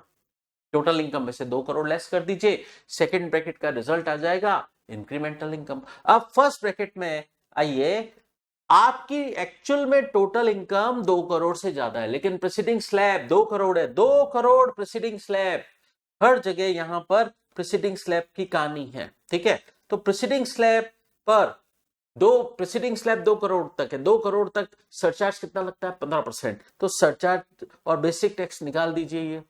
ये किसमें से लेस करना है, आपकी टोटल इनकम तो 2 करोड़ से ज्यादा है, 2 करोड़ से टोटल इनकम होने पर, एक्सीड होने पर सरचार्ज तो एक्चुअल में 25% लगता है, तो बेसिक टैक्स प्लस सरचार्ज 25% वाला आप निकाल लो, और इसमें से बेसिक टैक्स प्लस सरचार्ज 15%, और वो किस पर, 2 करोड़ तक पर, वो टैक्स आप इसमें से लेस कर दो, इसमें से ये लेस हो जाएगा, ये कहलाएगा आपका इंक्रीमेंटल टैक्स। ठीक है, इस तरीके से आपको सिस्टम फॉलो करना है। ये है मार्जिनल रिलीफ ऑफ सरचार्ज। ठीक है, अब देखो एग्जाम में जब आपके 50 लाख तक की इनकम आए ना, टोटल इनकम, तो आपको दिमाग लगाना ही नहीं है। क्यों? 50 लाख तक तो सरचार्ज लगता ही नहीं है। ठीक है, तो दिमाग लगाना कब है एमआरएस के लिए?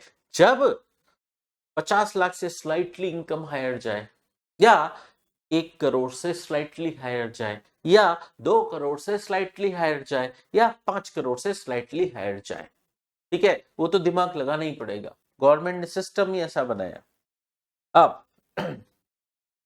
तो पहले बेसिक टैक्स कैलकुलेट करें, फिर सरचार्ज लगाए, सरचार्ज में से अगर एमआरएस अलाउएबल है तो एमआरएस लेस कर दे, नेट सरचार्ज आ जाएगा। बेसिक टैक्स और नेट सरचार्ज जोड़ के जो अमाउंट आएगा उसमें 4% हेल्थ एंड एजुकेशन सेस लग जाएगा। इससे आपकी ग्रॉस टैक्स लायबिलिटी आएगी, और ग्रॉस टैक्स लायबिलिटी में से आप प्रीपेड टैक्स लेस कर देंगे तो नेट टैक्स पेबल आ जाएगा। और अगर आपका प्रीपेड टैक्स ज्यादा भरा हुआ है तो फिर रिफंड वाली सिचुएशन भी आ जाएगी, टैक्स रिफंडेबल वाली पोजीशन भी आ जाएगी। पेबल आ रहा है चाहे रिफंडेबल आ रहा है टैक्स, उसको राउंड ऑफ करना पड़ेगा to the nearest multiple of ₹10। चलिए फिर बात करते पार्टनरशिप फर्म। देखिए individual, HUF, AOP, BY, AJP वाला बात, सारी बातें हमारी खत्म हो गई हैं। अब हम बात करते हैं पार्टनरशिप फर्म पर टैक्स रेट क्या है। देखो वैसे तो बड़ा क्वेश्चन जो आएगा ना वो इंडिविजुअल पे आएगा। अब एमसीक्यू में आपसे एचयूएफ की टैक्स रेट पूछ सकते हैं, पार्टनरशिप फर्म की टैक्स रेट पूछ सकते हैं। ठीक है, तो ये जो भी प्रोविजन हम पढ़ रहे हैं ना, ये एमसीक्यू के लिए ज्यादा रेलेवेंट है।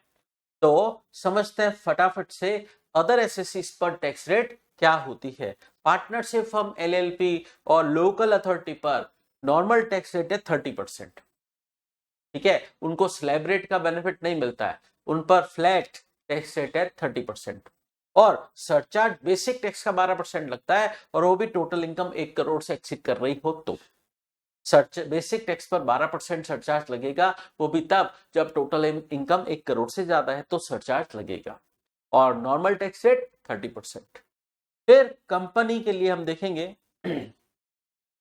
डोमेस्टिक कंपनी है या फॉरेन कंपनी है।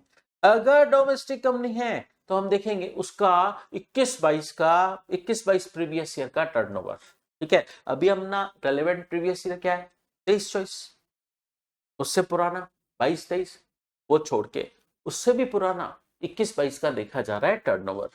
ठीक है, तो ऐसे समझिए आप कि आपका रेलेवेंट प्रीवियस ईयर एग्जाम के लिए क्या है 23-24। ठीक है, तो एक बीच का छोड़ देना 22-23 छोड़ देना, और 21-22 का टर्नओवर देखना है। तो 21-22 का टर्नओवर एक डोमेस्टिक कंपनी के लिए देखना है कि अगर 400 करोड़ तक का ही टर्नओवर था प्रीवियस ईयर 21-22 में, 400 करोड़ तक का ही टर्नओवर था, तो स्मॉल टर्नओवर वाली कंपनी होती है ना डोमेस्टिक, उस पर 25% टैक्स लगता है। और अगर प्रीवियस ईयर 21-22 में टर्नओवर, प्रीवियस ईयर 21-22 का देखना है 23-24 का नहीं देखना है, प्रीवियस ईयर 21-22 का टर्नओवर अगर 400 करोड़ से ज्यादा था तो प्रीवियस ईयर 23-24 में basic tax rate domestic company पर लगेगी 30%।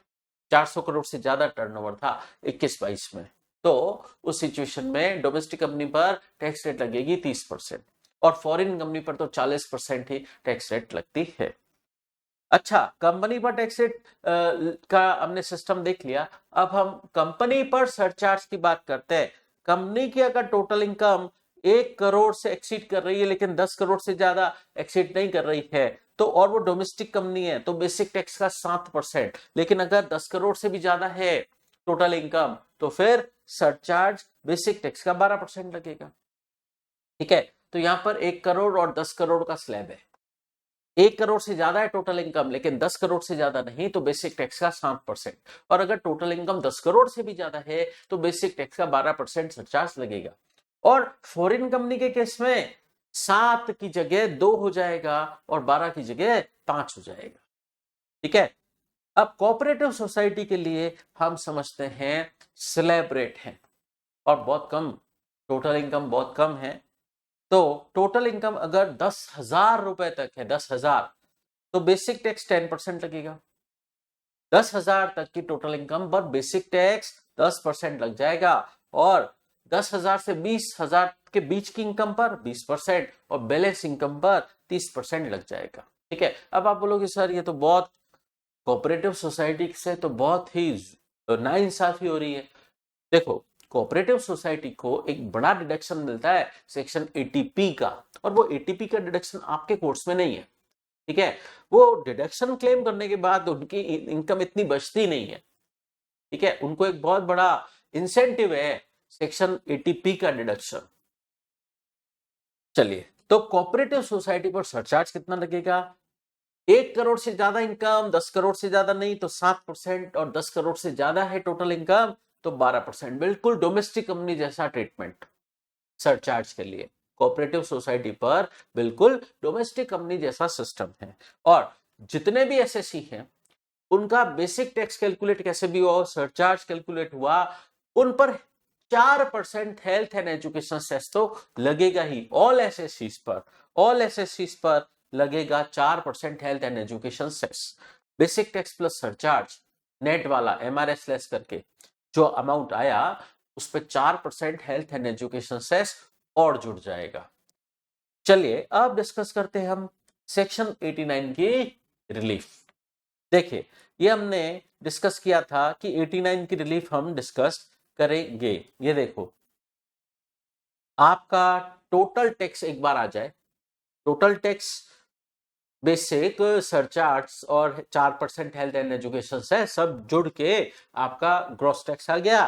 ग्रॉस टैक्स में से फिर रिलीफ मिलती है सेक्शन 89 की। ठीक है। फिर आपकी टैक्स लायबिलिटी आती है, उसमें से आप प्रीपेड टैक्स लेस करते हो, तब टैक्स पेबल या टैक्स रिफंडेबल आता है।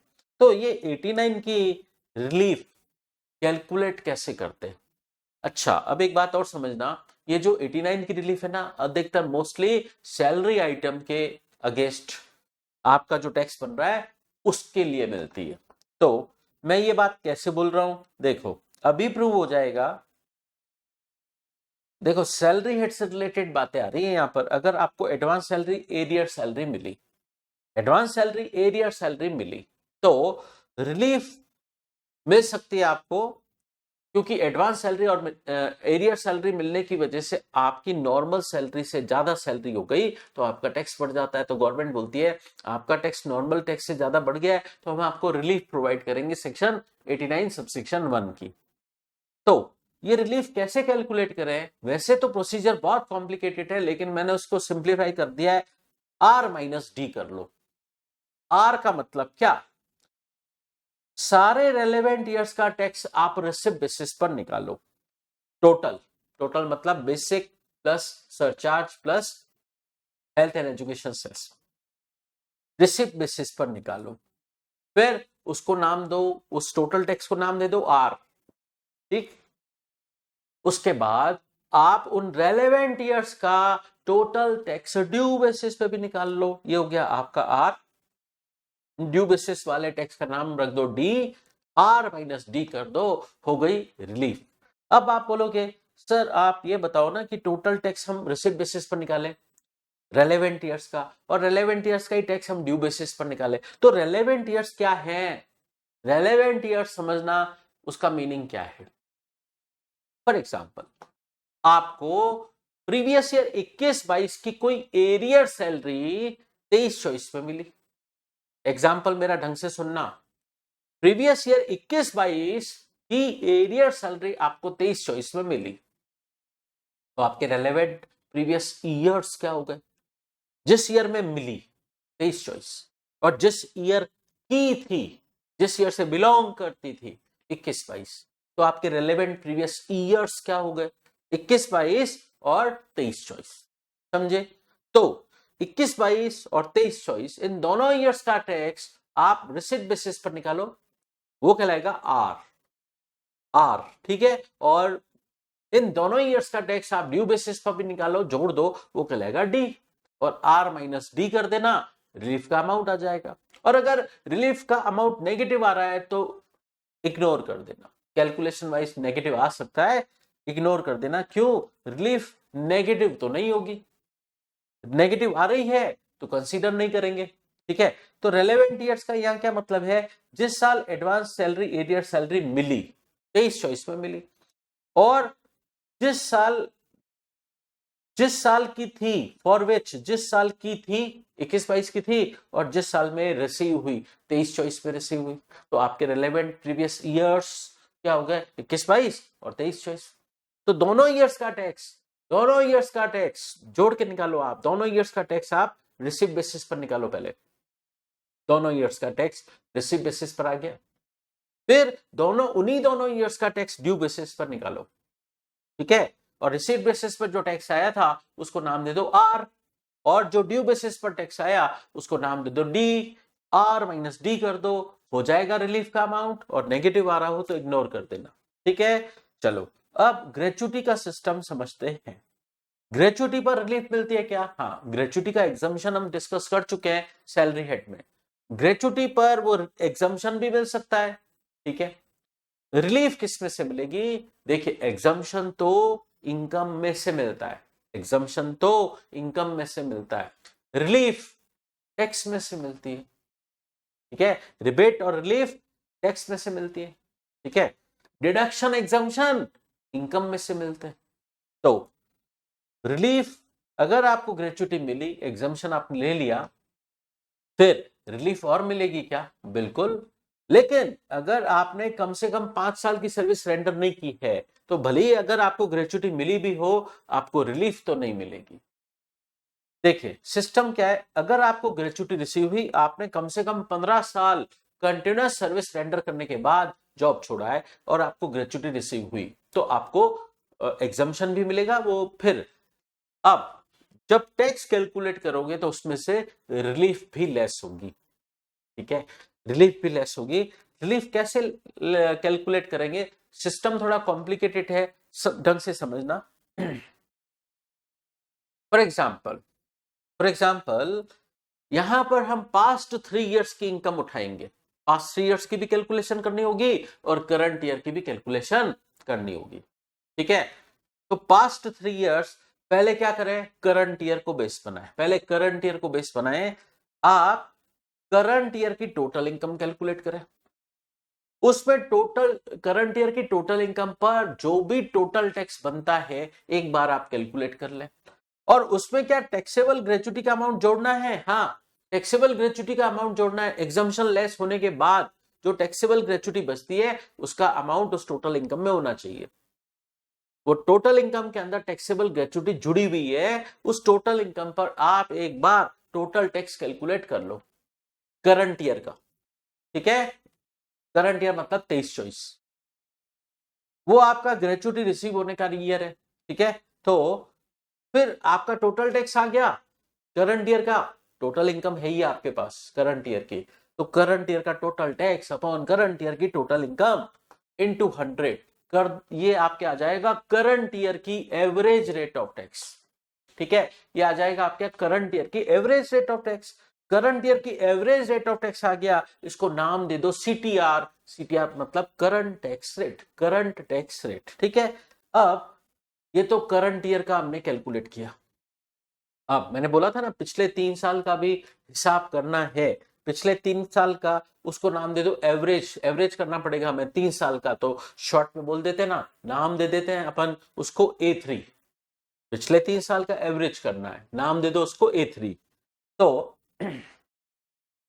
पिछले 3 साल में जाओ, टोटल इनकम पास्ट 3 इयर्स की लिख दो, टोटल इनकम पास्ट 3 इयर्स की लिख दो। फिर उसमें पास्ट 3 इयर्स की टोटल इनकम लिखने के बाद आप करंट ईयर में जो ग्रेचुटी रिसीव हुई है उसका 1/3, करंट ईयर में जो ग्रेचुटी रिसीव हुई है उसका 1/3, 1/3 उस पास्ट 3 इयर्स की टोटल इनकम में जाके जोड़ दो। दोबारा सुनो मैंने क्या बोला, आप करंट ईयर का हिसाब कर चुके जिस साल आपको ग्रेचुटी मिली है। ठीक है, वो स्टेप 1 में मैंने सीटीआर कैलकुलेट करना बताया ना, कि total income including taxable gratuity, उस पे जो भी टोटल टैक्स बन रहा है कैलकुलेट कर लो, total tax upon total income into 100, average rate of tax आ जाएगा, वो करंट ईयर का है, वो सीटीआर कहलाएगा।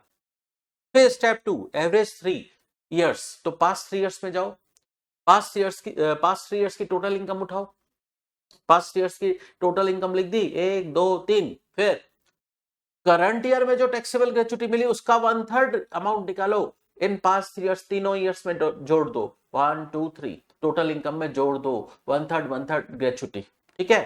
फिर जो अमाउंट आता है उस पे आप पास्ट ईयर्स की टैक्स रेट के हिसाब से पिछले तीनों साल का टैक्स निकाल देना, 1 2 3 पिछले तीनों साल का टैक्स आ गया, उसका आपको एवरेज करना है। देखो कैसे निकालेंगे पास्ट 3 इयर्स का टैक्स, एवरेज करना पड़ेगा पहले। पास्ट 3 इयर्स में भी क्या करेंगे, total income, total tax upon total income into 100, पहले साल की एवरेज रेट आ गई टैक्स की। दूसरे साल में भी क्या करेंगे, total tax upon total income into 100, दूसरे साल की एवरेज रेट ऑफ टैक्स आ जाएगी। फिर तीसरे साल में भी क्या करेंगे, total tax upon total income into 100। आपके पास पास्ट 3 इयर्स की 3 एवरेज रेट ऑफ टैक्स है, 3 है, इनका एवरेज करना है, तीनों को जोड़ के डिवाइड बाय 3 कर देना, आपके आ जाएगी 3 एवरेज रेट्स का भी एवरेज, वो कहलाएगा पीटीआर, पास्ट टैक्स रेट। तो देखो आपके पास सीटीआर आ गया, फिर पीटीआर आ गया। अब रिलीफ रेट का परसेंटेज निकालिए, रिलीफ रेट का परसेंटेज निकालेंगे कैसे, CTR minus PTR, CTR minus PTR वो हो जाएगा आपका रिलीफ रेट का परसेंटेज, और वो रिलीफ रेट का परसेंटेज आप टैक्सेबल ग्रेच्युटी पर अप्लाई कर दीजिए, टैक्सेबल ग्रेच्युटी पर रिलीफ रेट का परसेंटेज अप्लाई कर दीजिए, आपका रिलीफ का अमाउंट आ जाएगा। ठीक है, इस तरीके से रिलीफ कैलकुलेट होती है ग्रेच्युटी के लिए। अब अगर आपने 15 साल की कंटिन्यूअस सर्विस रेंडर नहीं की, 5 साल से तो ज्यादा की लेकिन 15 साल से कम की, तो उस सिचुएशन में एक डिफरेंस आएगा। क्या, यहां आप A3 कैलकुलेट कर रहे थे, मतलब पास्ट 3 इयर्स का एवरेज कर रहे थे, तो अब अगर ग्रेच्युटी 15 साल से आपने कम सर्विस दी है लेकिन 5 साल तो सर्विस दी है, उस केस में A3 की जगह हो जाएगा A2, मतलब पास्ट 2 इयर्स के लिए ही हमें एवरेज रेट ऑफ टैक्स निकालनी है, फिर उनका एवरेज करना है पीटीआर निकालने के लिए। मतलब उस केस में हमें A3 नहीं करना है, हमें A2 करना है, एवरेज ऑफ 2 इयर्स। समझे बात?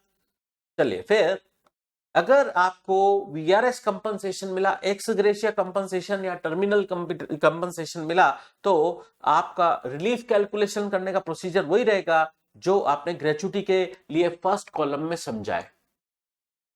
ठीक है, ग्रेच्युटी के लिए जो आपने फर्स्ट कॉलम में रिलीफ कैलकुलेट करने का प्रोसीजर समझा है, वो आपके वीआरएस कंपनसेशन पर आपको जो रिलीफ मिलेगी उसमें भी एप्लीकेबल वही रहेगा, as it is same ditto. ठीक है, और कंडीशंस क्या फुलफिल होंगी, क्या 15 साल वाली बात यहां पे भी फुलफिल करनी पड़ेगी? No no no. क्या चेक करना है आपको कि कंपनसेशन आपको रिसीव हुआ, वीआरएस कंपनसेशन कंटिन्यूअस 3 साल की सर्विस रेंडर करने के बाद, आप 3 साल की सर्विस दे चुके हो, उसके बाद वीआरएस ले रहे हो। ठीक है, और आपकी अभी सर्विस बची हुई है, आप वॉलंटरी रिटायरमेंट ले रहे हो, आपका फॉर एग्जांपल 60 साल नॉर्मल एज ऑफ रिटायरमेंट है, आप मान लीजिए 55 साल की एज में रिटायरमेंट ले रहे हो वॉलंटरी, तो आपके अभी 5 साल बचे हुए, तो कम से कम 3 साल बचे होने चाहिए। क्या बोल रहे हैं, दोबारा सुनिए, आपकी जॉब की सर्विस कम से कम 3 साल कंप्लीट होनी चाहिए और बाकी 3 साल की और बची भी होनी चाहिए। ठीक है, 3 साल हो गए जॉब किए हुए और 3 साल की सर्विस अभी और बाकी है, और अभी आप वॉलंटरी रिटायरमेंट ले रहे हो, ये कंडीशन फुलफिल होनी चाहिए, तभी आपको वीआरएस पर रिलीफ मिलेगी। और आपको पता है सैलरी एड में हमने और बात की थी, अगर आप वीआरएस पर एग्जम्पशन भी मिलता है, पता है वो सेक्शन 1010C में, सेक्शन 1010C में अगर आप वीआरएस का एग्जम्पशन लेते हो तो आपको यह रिलीफ नहीं मिलेगी, और अगर रिलीफ लेते हो तो वीआरएस का एग्जम्पशन नहीं मिलेगा। ये बात हमने वहां सैलरी एड में डिस्कस की थी कि दोनों हाथ में इस केस में लड्डू नहीं मिलेंगे, दोनों हाथ में लड्डू नहीं मिलेंगे यहाँ पर, कि मैं एग्जम्पशन भी ले लूं और रिलीफ भी ले लूं। अगर एग्जम्पशन लोगे तो रिलीफ नहीं मिलेगी, अगर रिलीफ लोगे तो एग्जम्पशन नहीं मिलेगा। अच्छा, एक और आइटम जो सैलरी हेड में हमने पढ़ा कम्यूटेड पेंशन पर एग्जाम्पशन मिला, जब टैक्स कैलकुलेट करेंगे फाइनली रिलीफ भी मिलेगी, और रिलीफ की कैलकुलेशन प्रोसीजर बिल्कुल सेम रहेगा जैसा हमने ग्रेच्युटी कॉलम 1 में समझा था। ठीक है, तो ग्रेच्युटी कॉलम 1 बहुत ही इंपॉर्टेंट हो गया। ये तो कम्यूटेड पेंशन में भी काम आ रहा है और वीआरएस कंपनसेशन में भी काम आ रहा है, और ग्रेच्युटी खुद के लिए तो काम आ ही रहा है। ठीक है, तो सीटीआर पीटीआर करते रहना, आप रिलीफ रेट का परसेंटेज कैलकुलेट करते रहना। ठीक है, अब हम करते हैं एक चैप्टर और, agricultural income. Agricultural income in India exempt है सेक्शन 10 क्लॉज 1 में, सेक्शन 10 क्लॉज 1 में एग्जम्प्ट है, और आउटसाइड इंडिया वाली एग्रीकल्चरल इनकम टैक्सेबल है। अब एग्रीकल्चरल इनकम बोलेंगे किसको? Section 2 clause 1A agricultural income को डिफाइन करता है कि अगर आपकी कोई एग्रीकल्चरल लैंड है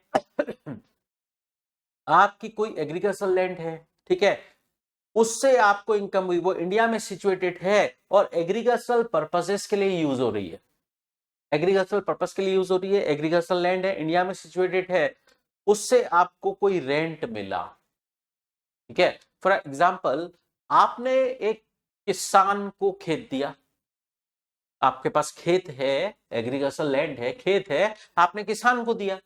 ठीक है, उस किसान को खेती से जो इनकम हुई वो तो एग्रीकल्चरल इनकम है ही, लेकिन वो किसान आपको जो रेंट देगा वो रेंट आपके लिए एग्रीकल्चरल इनकम है। ठीक है, बात समझे? फिर दूसरा पॉइंट,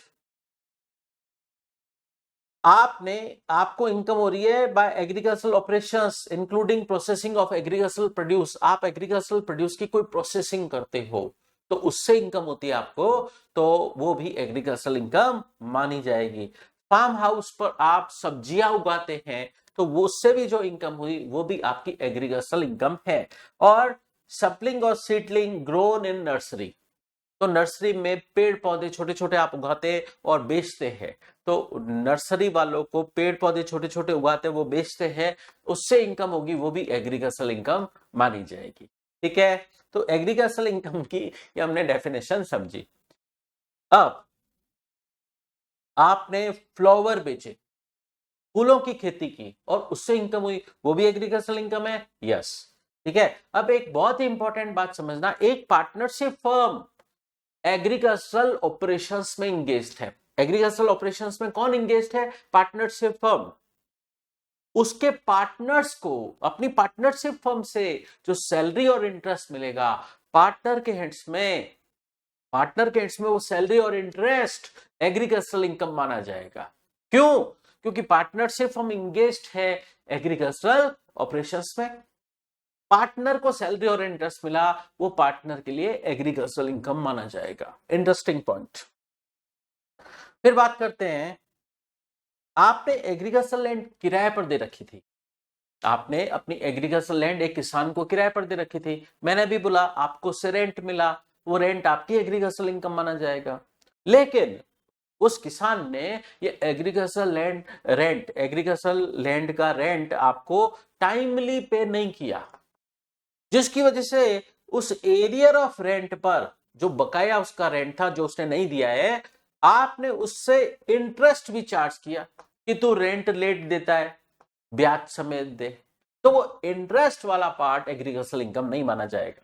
ठीक है, तो ध्यान से सुनो मैंने क्या बोला, आप किसान से रेंट चार्ज कर रहे हो वो तो एग्रीकल्चरल इनकम है, वो किसान रेंट देरी से देता है तो आप उससे इंटरेस्ट भी चार्ज करते हो, तो वो इंटरेस्ट वाला कंपोनेंट एग्रीकल्चरल इनकम नहीं माना जाएगा। ठीक है, फिर आप वाइल्ड ग्रास बेचते हैं, फॉरेस्ट्री बेचते हैं, ठीक है, फ्रूट्स फ्लावर जो अपने आप उग गए वो एग्रीकल्चरल इनकम है ही नहीं। इसका मतलब एग्रीकल्चरल इनकम वही है जो आप जानबूझ के उगाते वही एग्रीकल्चरल इनकम है। अपने आप उग गई घास बेच के आ गए, वो एग्रीकल्चरल इनकम नहीं है। ठीक है, और फार्म हाउस में फिल्म शूटिंग की, किसी प्रोड्यूसर डायरेक्टर को अलाउ किया कि आप अपनी फिल्म की शूटिंग हमारे फार्म हाउस में कर दीजिए, उससे इनकम हुई वो भी एग्रीकल्चरल इनकम नहीं है। और एग्रीकल्चरल इनकम आउटसाइड इंडिया वो एग्रीकल्चरल इनकम नहीं मानी जाएगी, वो टैक्सेबल है, उस पर सेक्शन 10(1) का एग्जम्पशन नहीं मिलेगा। अच्छा, अभी मैंने बोला agricultural income in India exempt है, लेकिन वो टैक्स लायबिलिटी कैलकुलेट करते वक्त कंसीडर जरूर की जाएगी। इसको हम बोलते हैं पार्शियल इंटीग्रेशन की स्कीम। ठीक है, तो पार्शियल इंटीग्रेशन की स्कीम आपकी जो नॉन एग्रीकल्चरल इनकम है उसके साथ आप एग्रीकल्चरल इनकम जोड़ के टैक्स एक बार कैलकुलेट करो। अब आप बोलोगे ऐसे कैसे, एग्रीकल्चरल इनकम तो आपने बोला ना एग्जाम्प्ट है। अरे एग्जाम्प्ट है, लेकिन टैक्स लायबिलिटी कैलकुलेट करते वक्त इसको आप अपनी टोटल इनकम में एक बार जोड़ दीजिए। ठीक है, तो इसको कंसीडर तो किया जाएगा, टैक्स लायबिलिटी को कैलकुलेट करने में पार्शियल इंटीग्रेशन की स्कीम अप्लाई होगी। अब पार्शियल इंटीग्रेशन की स्कीम कब लगेगी उसकी कुछ कंडीशन है। कंडीशन क्या है, एसएससी इंडिविजुअल है, एचयूएफ है, एओपी, बीओआई, एजेपी है, आर्टिफिशियल जुरिडिकल पर्सन, चाहे वो रेजिडेंट है चाहे नॉन रेजिडेंट है। इसका मतलब क्या, नॉन रेजिडेंट इंडिविजुअल पे भी पार्शियल इंटीग्रेशन की स्कीम लगेगी? यस, लगेगी। दूसरी condition, non agricultural income. Non agricultural income को आप मानो जो टोटल इनकम आई है आपकी। नॉन एग्रीकल्चरल इनकम को हमेशा इंटरप्रेट करना टोटल इनकम, जिसके अंदर एग्रीकल्चरल इनकम शामिल नहीं है। तो अगर वो नॉन एग्रीकल्चरल इनकम आपकी एक्सीड कर रही है basic income exemption limit 2.5 lakh वगैरह को, बेसिक इनकम एग्जम्पशन लिमिट को अगर नॉन एग्रीकल्चरल इनकम एक्सीड कर रही है और आपकी एग्रीकल्चरल इनकम 5,000 को एक्सीड कर रही है, दो बातें, non agricultural income basic income exemption limit को एक्सीड कर रही है और एग्रीकल्चरल इनकम 5,000 को एक्सीड कर रही है और SSC individual, HUF, AOP, BOI, AJP वगैरह है, तो उस सिचुएशन में आप पर पार्शियल इंटीग्रेशन की स्कीम अप्लीकेबल हो जाती है। अच्छा, स्कीम क्या है और हमको फिर टैक्स कैसे कैलकुलेट करना पड़ेगा, तो समझिए। मैंने बोला ये एग्रीकल्चरल इनकम आपको अपनी टोटल इनकम के अंदर जोड़नी पड़ेगी। टोटल इनकम मतलब क्या, non agricultural income. Non agricultural income total income है, उसके अंदर आप एक बार एग्रीकल्चरल इनकम जोड़ दीजिए, फिर जो अमाउंट आए उस पे आप अपना बेसिक टैक्स कैलकुलेट कीजिए स्लैब रेट वगैरह के हिसाब से। तो एग्रीकल्चरल इनकम और non agricultural income, non agricultural income क्या है आपकी, बेसिकली है वो आपकी टोटल इनकम जो टैक्सेबल है। ठीक है, तो नॉन एग्रीकल्चरल इनकम मतलब टोटल इनकम, उसमें एक बार एग्रीकल्चरल इनकम जोड़ दीजिए, फिर बेसिक टैक्स उस पर कैलकुलेट कर लीजिए। ठीक है, अब गवर्नमेंट बोलती है हमने आपसे एग्रीकल्चरल इनकम जुड़वा के बेसिक टैक्स कैलकुलेट करा दिया, ये हमसे गलती हो गई, तो लेस कर दीजिए, लेस कर दीजिए। एग्रीकल्चरल इनकम में बेसिक इनकम एग्जम्पशन लिमिट जोड़ के, एग्रीकल्चरल इनकम में बेसिक इनकम एग्जम्पशन लिमिट जोड़ के जो भी बनता है उस पर बेसिक टैक्स आए वो लेस कर दीजिए। तो समझिए मैंने क्या बोला, agricultural income, non agricultural income, agricultural income, non agricultural income, जो भी अमाउंट आया उस पर बेसिक टैक्स निकाल दो। फिर गवर्नमेंट का कहना है अरे एग्रीकल्चरल इनकम पर गलती से लग गया टैक्स, तो वो लेस करवाते आपसे। लेस कैसे करना है, एग्रीकल्चरल इनकम के अंदर बेसिक इनकम एग्जम्पशन लिमिट जोड़ दो, फिर जो अमाउंट आता है उस पर बेसिक टैक्स कैलकुलेट करो। ठीक है, तो ये ऊपर बेसिक टैक्स कैलकुलेट हुआ, अब नीचे लेस क्या करवाना है, बेसिक इनकम एग्जम्पशन लिमिट में एग्रीकल्चरल इनकम जोड़ के जो अमाउंट आया उस पर भी जो बेसिक टैक्स आया वो लेस कर दो, फिर जो टैक्स आएगा ना वो कहलाएगा बेसिक टैक्स। इस तरीके से पार्शियल इंटीग्रेशन की स्कीम अप्लाई होगी। ठीक है, चलिए अब एक और बात इसमें समझते हैं। कुछ सिचुएशन में गवर्नमेंट ने पूरी एग्रीकल्चरल इनकम नहीं मानी, 100% एग्रीकल्चरल इनकम नहीं मानी है। ठीक है, जैसे आप गेहूं की खेती करते हैं वो तो 100% एग्रीकल्चरल है, लेकिन कुछ केसेस में गवर्नमेंट पूरी की पूरी इनकम एग्रीकल्चरल इनकम नहीं मानती है, पार्टली एग्रीकल्चरल इनकम मानती है और पार्टली नॉन एग्रीकल्चरल इनकम मानती है। तो अगर आप ग्रोइंग एंड मैन्युफैक्चरिंग टी करते हैं इंडिया में, ठीक है, तो 60% पोर्शन ही एग्रीकल्चरल इनकम मानकर एग्जेम्प्ट किया जाएगा और बाकी का 40% बिजनेस इनकम मानते हुए टैक्सेबल किया जाएगा। ठीक है, और अगर आप रबड़ की मैन्युफैक्चरिंग करते हैं इंडिया में तो उसमें एग्रीकल्चरल कंटेंट 65% माना जाएगा, बाकी का 35% टैक्सेबल बिजनेस इनकम मानेंगे। मतलब जो भी इनकम आए एक बार कैलकुलेट कर लो, बाद में 60-40 करना, जैसे टी के केस में 60-40 करना होगा, 60 एग्जाम्प्ट होगा और 40 टैक्सेबल होगा। ठीक है, अब एक 60-40 के चक्कर में स्टूडेंट हमेशा उलझ जाते हैं। आप ये टैक्सेबल होने वाला पोर्शन ध्यान मत रखिए, आप सिर्फ इसका ध्यान रखिए कि एग्रीकल्चरल इनकम कितनी मानी जाएगी। टी के केस में 60%, ठीक है, और रबड़ के केस में 65%। कॉफी के केस में अगर दो प्रोसेस की हैं, कॉफी पर दो प्रोसेस की हैं, ग्रोन और क्योर्ड, कॉफी उगाई और उसके बीच में से हमने कॉफी निकाली, ठीक है, क्योर्ड, ग्रोन और क्योर्ड, तो उस सिचुएशन में 75% टोटल इनकम जो भी आए आपकी एग्रीकल्चरल इनकम, पूरी एग्रीकल्चरल नहीं मानेंगे, जो भी इनकम आई है आपका 75% पोर्शन ही एग्रीकल्चरल माना जाएगा।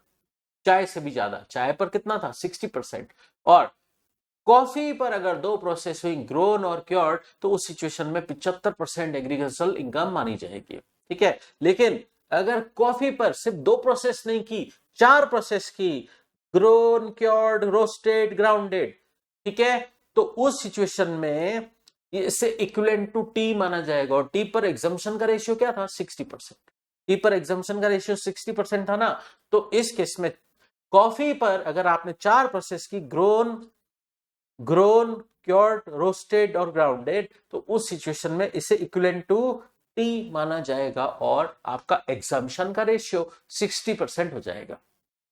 ठीक है, अच्छा इसमें एक और बात, विथ और विदाउट फ्लेवरिंग इंग्रेडिएंट्स, जब कॉफी पर प्रोसेसिंग की जाती है तो उसमें इंग्रेडिएंट मिलाए जाते हैं, चिकोरी बोलते हैं उसको, कॉफी का कसैलापन कम करने के लिए उसमें चिकोरी इंग्रेडिएंट डाला जाता है। ठीक है, वो डाल रहे हैं चाहे नहीं डाल रहे, विथ और विदाउट एनी फ्लेवरिंग इंग्रेडिएंट। ठीक है, तो आप उसमें कुछ मिला रहे नहीं मिला रहे हम नहीं देखेंगे। आपने 4 प्रोसेस की, ग्राउंडेड, ग्रोन, क्योर्ड और ग्राउंडेड और रोस्टेड 4 प्रोसेस किए, तो ये कॉफी इक्विवेलेंट टू टी माना जाएगा। और टी पर एग्जम्पशन रेशियो 60% है, तो इस केस में भी 60% हो जाएगा। और अगर कॉफी पर 2 ही प्रोसेस की है, ग्रोन और क्योर्ड, तो फिर एग्जम्पशन का रेशियो 75% रहता है।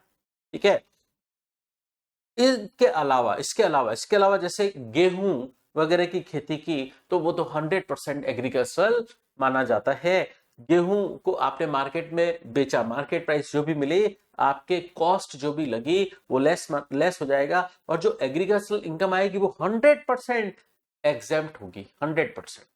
ठीक है, अब एक बात छोटी सी और समझते हैं। अभी मैंने एक बात बोली थी, अगर पार्टनरशिप फर्म इंगेज्ड है एग्रीकल्चरल ऑपरेशंस में, तो पार्टनर्स को जो सैलरी और इंटरेस्ट मिलेगा वो पार्टनर के हैंड्स में एग्रीकल्चरल इनकम माना जाएगा, तो वो उनके हैंड्स में एग्जम्प्ट होगा सैलरी और इंटरेस्ट। ठीक है, पार्टनरशिप फर्म एग्रीकल्चरल ऑपरेशंस में इंगेज्ड है, पार्टनर को सैलरी और इंटरेस्ट मिल रहा है, वो पार्टनर के लिए एग्रीकल्चरल इनकम माना जाएगा। अब एक सवाल, अगर पार्टनरशिप फर्म टी बिजनेस में इंगेज्ड है, तो इधर पार्टनर को एग्रीकल्चरल इनकम जो माना जाएगा सैलरी और इंटरेस्ट, क्या अप टू 60% माना जाएगा? अगर पार्टनरशिप फर्म टी बिजनेस में है तो पार्टनर के लिए सैलरी और इंटरेस्ट का 60% पोर्शन ही एग्रीकल्चरल इनकम माना जाएगा। यस, मतलब वो रेशियो पार्टनर की सैलरी और इंटरेस्ट पर लग जाएंगे अगर पार्टनरशिप फर्म टी, कॉफी, रबड़ वगैरह बिजनेस में की मैन्युफैक्चरिंग में इंगेज्ड है। अब क्योंकि देखिए ये पार्शल इंटीग्रेशन की स्कीम है ना, वो पार्टनरशिप फर्म पे तो नहीं लगती है, पार्टनरशिप फर्म पर एप्लीकेबल नहीं है। तो पार्टनरशिप फर्म अगर एग्रीकल्चरल ऑपरेशंस में एंगेज्ड है तो पार्टनरशिप फर्म पर तो पार्शल इंटीग्रेशन की स्कीम में नहीं लगती है ना। पार्टनर को जो सैलरी और इंटरेस्ट मिलेगा वो पार्टनर के एंड्स में एग्रीकल्चरल इनकम माना जाएगा। ठीक है, तो सैलरी और इंटरेस्ट मिलेगा वो एग्रीकल्चरल इनकम माना जाएगा, और जो प्रॉफिट शेयर मिलता है पार्टनर को वो तो ऑलरेडी एग्जेम्प्ट है सेक्शन 10(2)(a) में। ठीक है, प्रॉफिट शेयर तो ऑलरेडी एग्जेम्प्ट है ना पार्टनर के हैंड्स में, क्योंकि उस प्रॉफिट शेयर पर पार्टनरशिप फर्म ऑलरेडी टैक्स दे चुकी है। तो वो जो पार्टनर को प्रॉफिट शेयर मिलता है अदर देन सैलरी और इंटरेस्ट, वो प्रॉफिट शेयर पार्टनर के हैंड्स में अंडर सेक्शन 10(2)(a) में एग्जेम्प्ट होता है। ठीक है, तो इसके साथ ही हमने कंप्लीट किया अपना 3 चैप्टर। पहला चैप्टर हमने किया टैक्सेशन ऑफ स्पेशल इनकम, दूसरा चैप्टर आज हमने इस वीडियो में कंप्लीट किया असेसमेंट ऑफ इंडिविजुअल, और तीसरा चैप्टर कंप्लीट किया एग्रीकल्चरल इनकम।